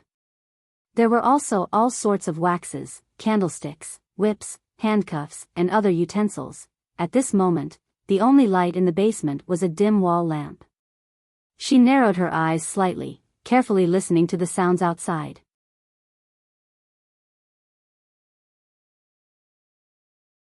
Chapter 198. Her bound hands were drenched in cold sweat. After confirming that the voices outside were far away, Jean Wan carefully turned the folding knife she had been holding in her hand for a long time. As it turned, the 5 million yuan check she signed was not completely useless. The person who bound her hands was indeed skillful in tying the rope around her wrists. It could be said that he had been quite righteous. She twisted her wrist forcefully, and gradually, there was some space between her two hands. Then, she slowly opened the folding knife. Remembering what the man had said before, she used the sharp blade to cut the rope between her index finger and middle finger forcefully. With her hands tied, it was really inconvenient for her to move. She had already spent a lot of time and effort on these actions. Right now, her body was covered in a layer of sweat, and she could not use the strength to cut the rope. She could only use the knife to grind it bit by bit. After grinding for more than 2 minutes, the rope broke. She did not dare to relax. Bit by bit, she used the intricate knot on the rope to untie it completely. Once her hands were free, she quickly tore off the tape on her mouth. Her mouth was most likely torn red. She endured the pain and held her breath. She bent down and used the knife to cut the rope around her feet. When she finally regained her freedom, she carefully stood up bit by bit. Her legs were already numb from being tied up. She staggered to the door and listened to the movements outside.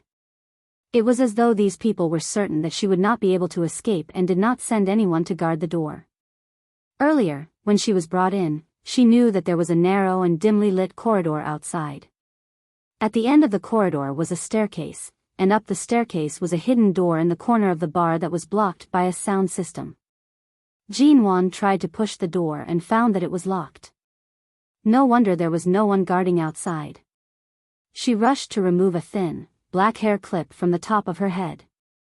In her previous life and her previous life, perhaps this was the only time she could thank her previous life for her miserable escape experience. Everything in her previous life had taught her a lot.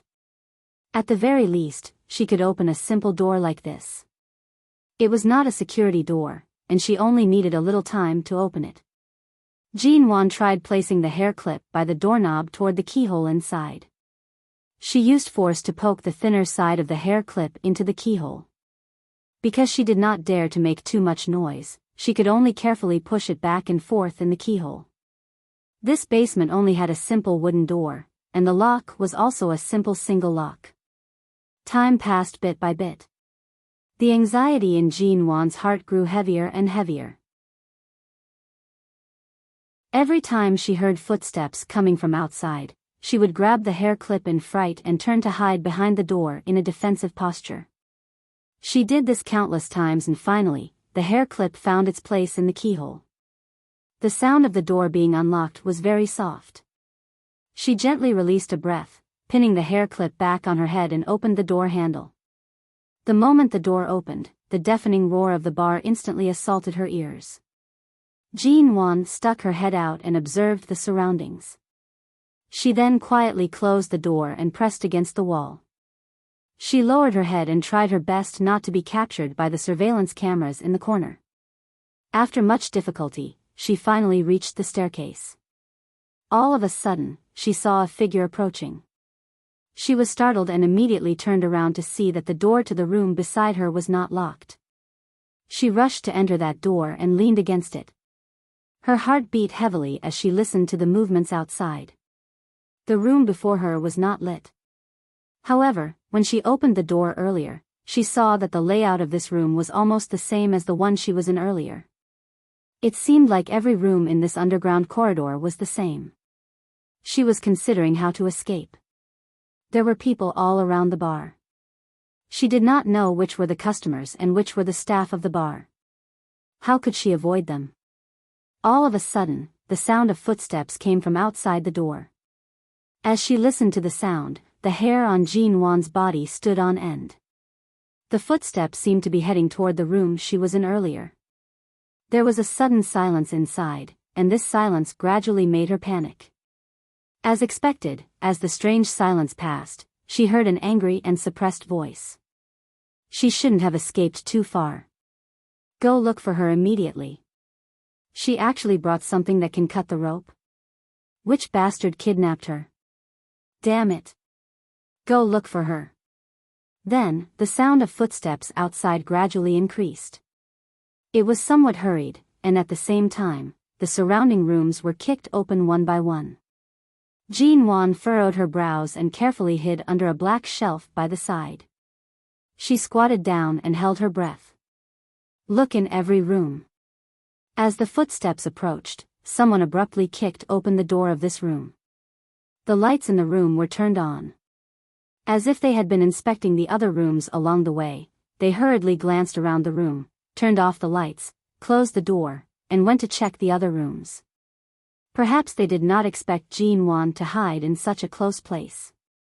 The burly men were in a hurry to check and did not notice Jean Wan hiding under the table. Jean Wan released a light breath and crawled out from under the table.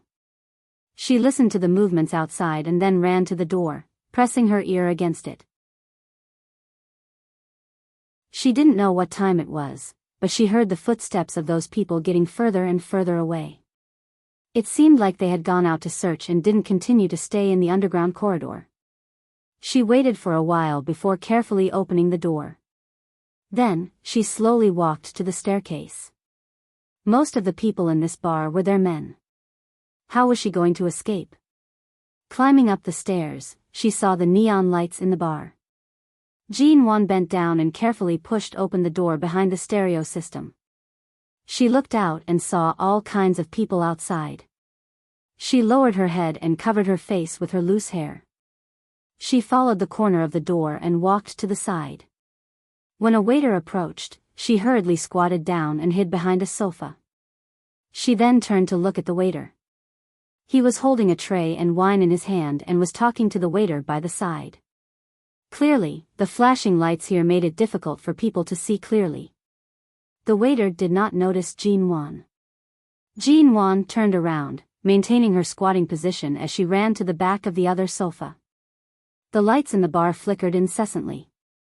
Taking advantage of the dimming of the lights, she successfully leaped over without attracting anyone's attention. She walked along the back of these sofas and came to a place with fewer people. She looked out and planned to run out in one breath.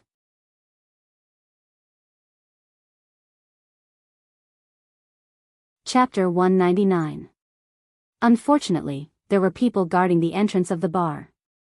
Jean Wan wanted to rush out in a fit of anger, but that was only a thought. The moment her figure appeared, no matter how fast she ran, the moment she was discovered by the people at the door, they nimbly came over and pressed her down. Just as she was about to cry for help, they covered her mouth and dragged her back. Jean Wan could not break free. In the blink of an eye, she was brought back to the basement and thrown onto the ground. The pain on her body could not compare to the hatred in her heart. All her earlier struggles were futile. She raised her head and saw that the boss with the knife scar on his face was actually here. He stepped forward and grabbed her hair. Jean Wan endured it and did not cry out in pain. However, her body was forced to lean forward due to the tug of her hair. The boss's expression was ugly as he dragged her and threw her harshly onto the bed. "You're the first woman to have the ability to escape from the basement." The boss coldly glanced at her before ordering the people behind him, "Watch her. When the buyer is done drinking, don't let her escape again. If she escapes again, don't even think of living." Afterward, the door was locked once more. There were already people guarding the door. Jean Wan glared at the door, her hands gripping the thin blanket beneath her tightly. Right now, her hands and feet were no longer tied up, but there was no way she could leave this room. Not long after, the so-called buyer, a fat, bespectacled middle-aged man in his 40s, came in. The moment he saw Jean Wan, he put on a wretched smile and approached her step by step. Jean Wan was startled. Taking advantage of the fact that the guards had left and that the bespectacled man had drunk too much, she grabbed the lamp on the bedside table and threw it at him. "Your temper isn't small," the bespectacled man said as he suddenly took off his clothes, revealing his plump upper body. Jean Wan was disgusted by the sight. She leaned against the wall but felt that this scene was extremely familiar. In her previous life, she was sold to a father and son's home in that poor mountain village. That father and his foolish son had once stripped naked and forced her into a corner. Even though she had escaped, even though she had mutilated herself and covered herself in blood so that they couldn't get close to her or touch her, those terrifying memories still lingered in her mind. Jean Wan didn't want to be affected by the terrible memories of her previous life. She tried to calm herself down, but the white flesh in front of her still made her nauseous. Just as she suddenly leaned against the wall and retched, the bespectacled middle-aged man suddenly rushed over, grabbed her hair, and pulled her close to him. As soon as Jean Wan's whole body was pressed against his white flesh, her hair stood on end. "Let me go. Little bitch, I heard that you wanted to escape just now. I spent more than 2 million to buy you a few nights, and you dare to run? Do you believe that this old man won't kill you right now?" The other party ignored Jean Wan's struggles and abruptly threw her harshly back onto the bed. He threw her with too much force, and Jean Wan was thrown to the innermost position against the wall. Her head knocked heavily against the wall, and she instantly felt dizzy. Her vision darkened, and she raised her hand to touch her forehead. When she lowered her hand, she saw a patch of blood on her palm. The wall was decorated with all kinds of small pebbles, so it wasn't smooth. Her impact was not light either. Seeing the blood on her palm, Jean Wan's vision darkened. She forced herself to sit against the wall, and in the blink of an eye, she saw him pouncing toward her. Her heart instantly beat wildly, but the moment she tried to move, she felt dizzy and could not move. She could only force her body to move slightly, but it was completely useless. "Don't touch me." Scram! At this moment, Jean Wan did not have the strength to struggle. Even sitting steadily was difficult. The sound of clothes being forcefully torn came from the air. She cried out in protest, but she suddenly felt the side of the bed sink. The bespectacled middle-aged man was pressing down on her with his fat body that was about to ooze oil. The bespectacled man took advantage of the fact that she did not have the strength to dodge and saw the blood flowing from her head. The smell of blood and her white skin stimulated his desires and senses. He frantically pressed her down on the bed, pressing down on her. He lowered his head to nibble on the alluring white skin on her neck. Jean Wan felt a wave of disgust. Her heart harshly contracted as she screamed, "Don't!" A small portion of her clothes had been torn open. The buttons on the front of her body popped open like beans. Her clothes were suddenly wide open. Even though she was still wearing a tight-fitting camisole underneath, she still felt a chill on her upper body. Both her hands were held by her sides. She did her best to curl up and kick him away. Her lips were already bitten hard by herself, and they turned purple. Her entire body trembled violently. The scene of her struggling on the bed by her father in her previous life overlapped with the scene before her. Jean Wan wanted to calm down and protect herself, but she could not endure the double stimulation. Her entire body was on the verge of breaking down and screaming. Smelly whore. You're quite strong. The bespectacled man pressed down on her. He lowered his head and was about to tear off her clothes. Jean Wan abruptly turned her head and bit down on his ear. She used the strength to bite off his ear. Ah! In pain, he abruptly pushed her away. He raised his hand and gave her a harsh slap. Half of Jean Wan's face was in so much pain that she lost consciousness. The dizziness in her head intensified.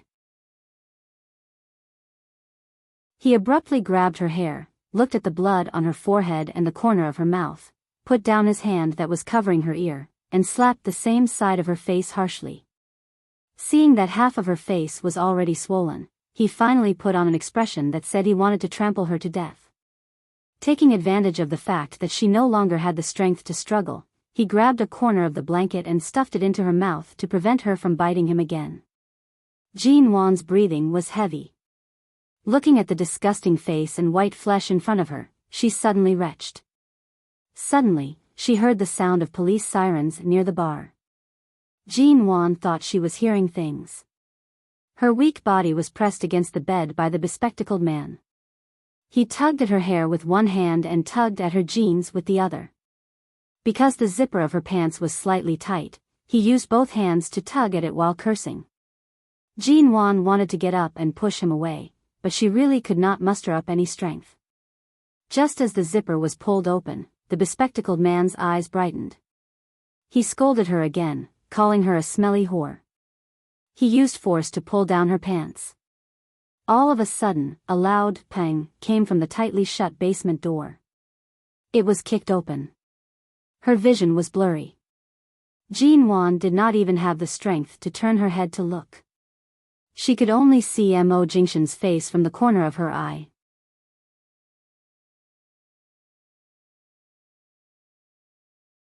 Chapter 200. The bespectacled man's hand was still pressed against Jean Wan's body, tugging on the zipper of her pants without letting go. This unbearably filthy scene caused her blood to turn cold. When she turned to meet Mo Jingshan's gaze, she felt as though she had fallen into an ice cave. Mo Jingshan's clear eyes were already filled with a storm that was akin to a landslide or tsunami. Jean Wan was dazed for a moment. Wasn't he still in High City? Why was he in T City? Could she have been so agitated that she was hallucinating? However, she could not speak. She could only stare in that direction with a pair of blank and empty eyes. It was as though it was the only warm light in the darkness of despair. It was as though it had saved her from the terror of her previous lives, allowing her to finally breathe. She could barely see how he had come over. She only knew that the bespectacled man on top of her suddenly cried out in pain. The sound of bones breaking rang out as though someone had twisted his arm. She tried her best to focus and saw that Mo Jingshan was within arm's reach. His cold eyes did not even blink as he twisted his arm, throwing the wretched bespectacled man off the bed. She felt her body lighten, and in an instant, she felt a familiar coat with a clean and refreshing smell covering her body. Jean Wan closed her eyes tiredly, forcing her tears back. By her ears, the bespectacled man's pained cries rang out one after another. She did not know what Mo Jingshan was doing, nor did she wish to look. Right now, even if some people here were to lose their lives, she would not care about the law or human nature. The man fell to the ground and was kicked again. He was kicked 2 meters away and slammed into the wall. His head slammed heavily against the cobblestone wall, and he cried out in pain. His face was flushed red from the pain, and he pointed shakily at the man who had suddenly barged in. He wanted to speak, but the sound of the door opening drowned him out. Fong Ling rushed in. When she saw the scene inside, she immediately understood something. She was about to enter when she suddenly heard Mo Jingshan's cold voice, "Close the door."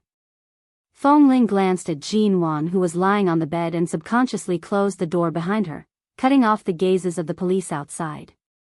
Jean Wan was still in a daze when she was suddenly supported up. She opened her eyes to see Mo Jingshan's face. She wanted to ask why he had come to T City, but when the words reached her lips, the slightly dried blood on the corner of her lips and her swollen face caused her to furrow her brows. Before she could speak, she heard Immerse whisper by her ear, "If it hurts, don't speak. I'm here." Although his voice was cold and low, he was gently coaxing and comforting her. At the same time, he wrapped the upper half of her body tightly with the coat she was wearing. He then raised his hand to push aside the hair on her forehead that was stained with blood. When he saw the wound on her head, he gently turned her face to check the palm marks on her face. The killing intent in his eyes was obvious. Although Jin-won knew that she was out of danger, her body was still trembling instinctively. All the struggle and fear from before were still spreading in her body and mind. She wanted to calm herself down, but the scenes from her previous life kept dominating her rational nerves. Her body was trembling, her hands were trembling, her eyes opened and closed, and her eyes were bloodshot. Her eyelashes were trembling, and she tried hard to hold back the tears that were on the verge of falling. Immerse held her trembling body tightly, gently caressing her hair mixed with blood and sweat as he whispered, "Don't be afraid. I'm here, in front of you. It's all over. Be good and close your eyes. Don't listen. Don't look." Jin-won did not move. Immerse raised his hand and gently covered her eyes. "Don't be afraid, okay?" Fong-ling saw Jin-won's sorry figure and the blood on her head and abruptly kicked the middle-aged bespectacled man's crotch harshly. The subsequent scream caused Jin-won, who was leaning against Immerse's arms, to tremble. It was as though every time she heard this disgusting man scream, she would be stimulated in a different way. Cripple him and gag his mouth. He's too noisy. Immerse saw that Jin-won could not take any stimulation right now and sternly ordered. Fong-ling quickly grabbed a piece of clothing on the ground, rolled it into a ball, and stuffed it into the man's mouth. She then stepped on his leg, and when he kept groaning in pain, she gave him a roundhouse kick on the head. Right now, only muffled cries of pain could be heard in the basement.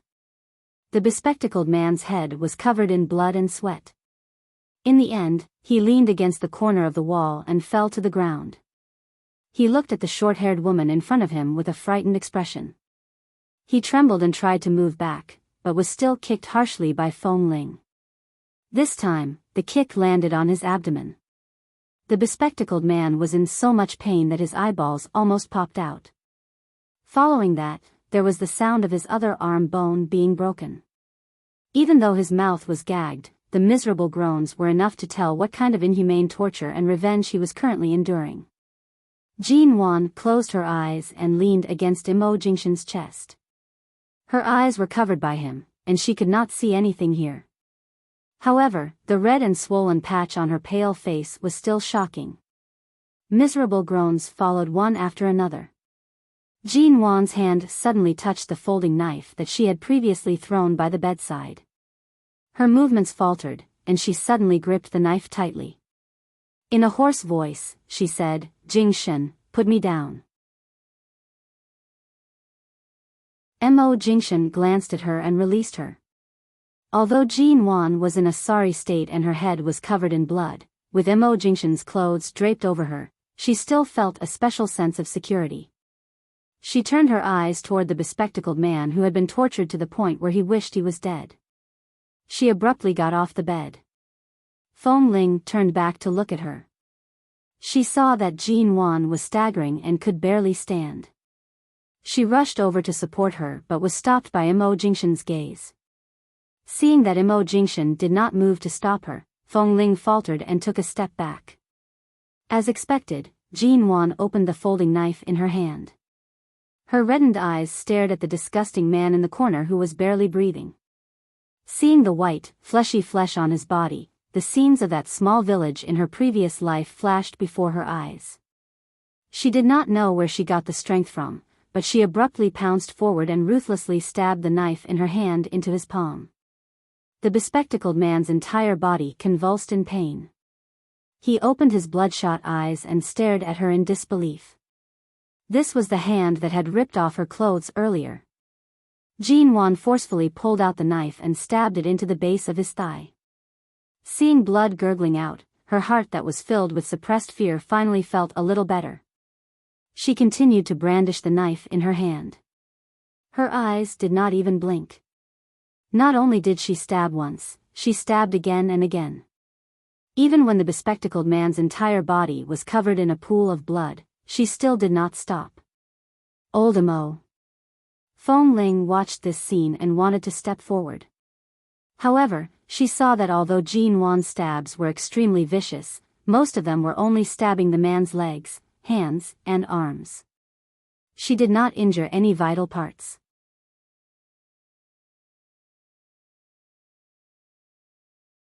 Chapter 201. Since she needed to vent, he would let her vent. After all, Mr. Mo was here. No one could touch a single hair on her.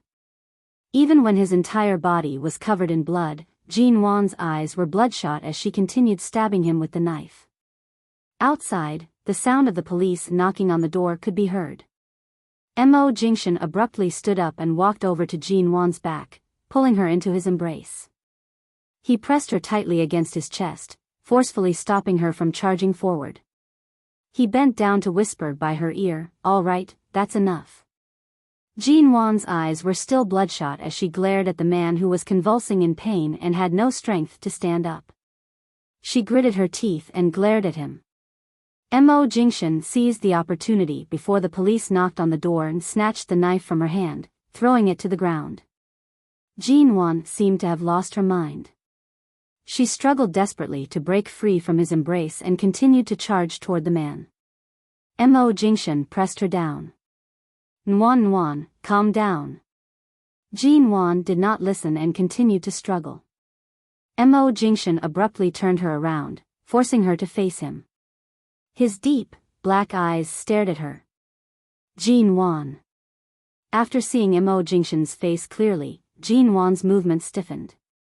She no longer struggled and only stared at him in a daze. Her bloodshot eyes stared into his black ones. His heavy voice carried a hint of coaxing by her ear, calming her agitated and violent emotions. "I'll make them pay the price they deserve. Those who shouldn't be breathing won't be spared. Right now, you need to calm down and rest. If you're injured, you need to go see a doctor. Don't make me worry. Be obedient." Jin Wan stared at him for a long while before softly leaning into his embrace. She closed her eyes, her head drooping weakly against his chest. "Mrs. Mo." Seeing that she had fainted, Feng Ling furrowed her brows. Her gaze was filled with worry and heartache. Mo Jingshan did not speak. He wrapped Jin Wan tightly with his jacket and carried her up by the waist. His cold eyes glanced at the half-dead man covered in blood on the ground. "Cooperate fully with the police's investigation. Capture all the hidden gangs in this underground bar. Before dawn, I want none of them to be spared." Feng Ling nodded and did not speak further. She watched as Mo Jingshan carried Jin Wan and was about to leave when she suddenly said, "Mr. Mo, Miss Sue's cousin." Hearing these words, Mo Jingshan's eyes darkened slightly. He used an extremely cold voice to say, "You don't have to interfere in America's Sue family's matters. I have my own plans on how to deal with people who refuse to mend their ways." Feng Ling understood the hidden meaning in his words and nodded. Since the Sue family did not take Mo Jingshan's warning to heart, then no matter how powerful the Sue family's background was, they would not have peace in the future. When the police rushed in and saw this scene, they also saw the middle-aged bespectacled man covered in blood on the ground. None of them expected this to happen. When they saw Mo Jingshan carrying Jin Wan, whose face was pale and head was covered in blood, out, none of them dared to stop him. Only one of the police officers approached, his expression trembling with fear and concern. "Mr. Mo, the underground bar caused such a ruckus on a street, and T-City's police didn't even put on an act to control this place. Did they think that T-City's sky is high and the emperor is far away, and no one would be able to investigate?"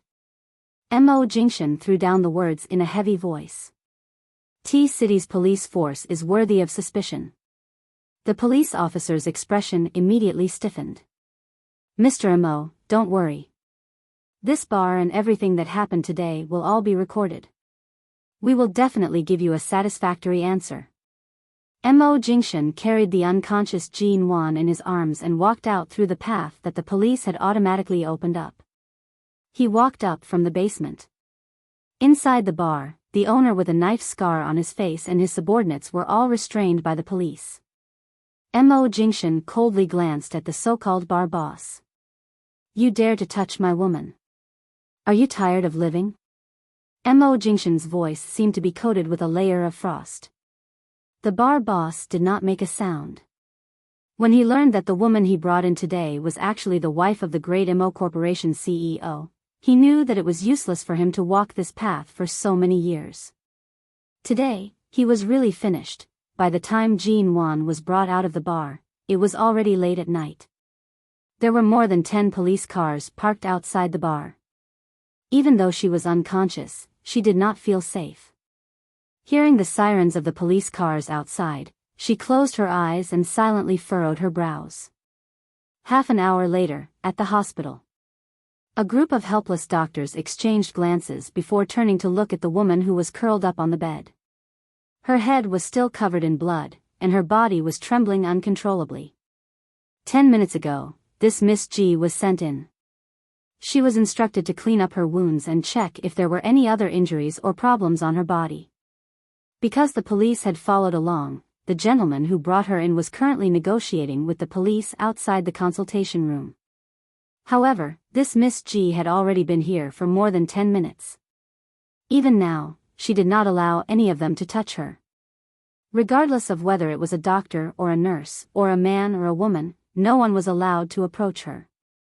Even a harmless-looking and considerate nurse handed her a glass of water, wanting her to drink some water to calm down, but the glass was pushed away and dropped by her. It could be seen that her emotions were very unstable, and she must have suffered a huge shock. Her eyes were unfocused, and only the trembling of her body showed that her condition was not very good. Miss G.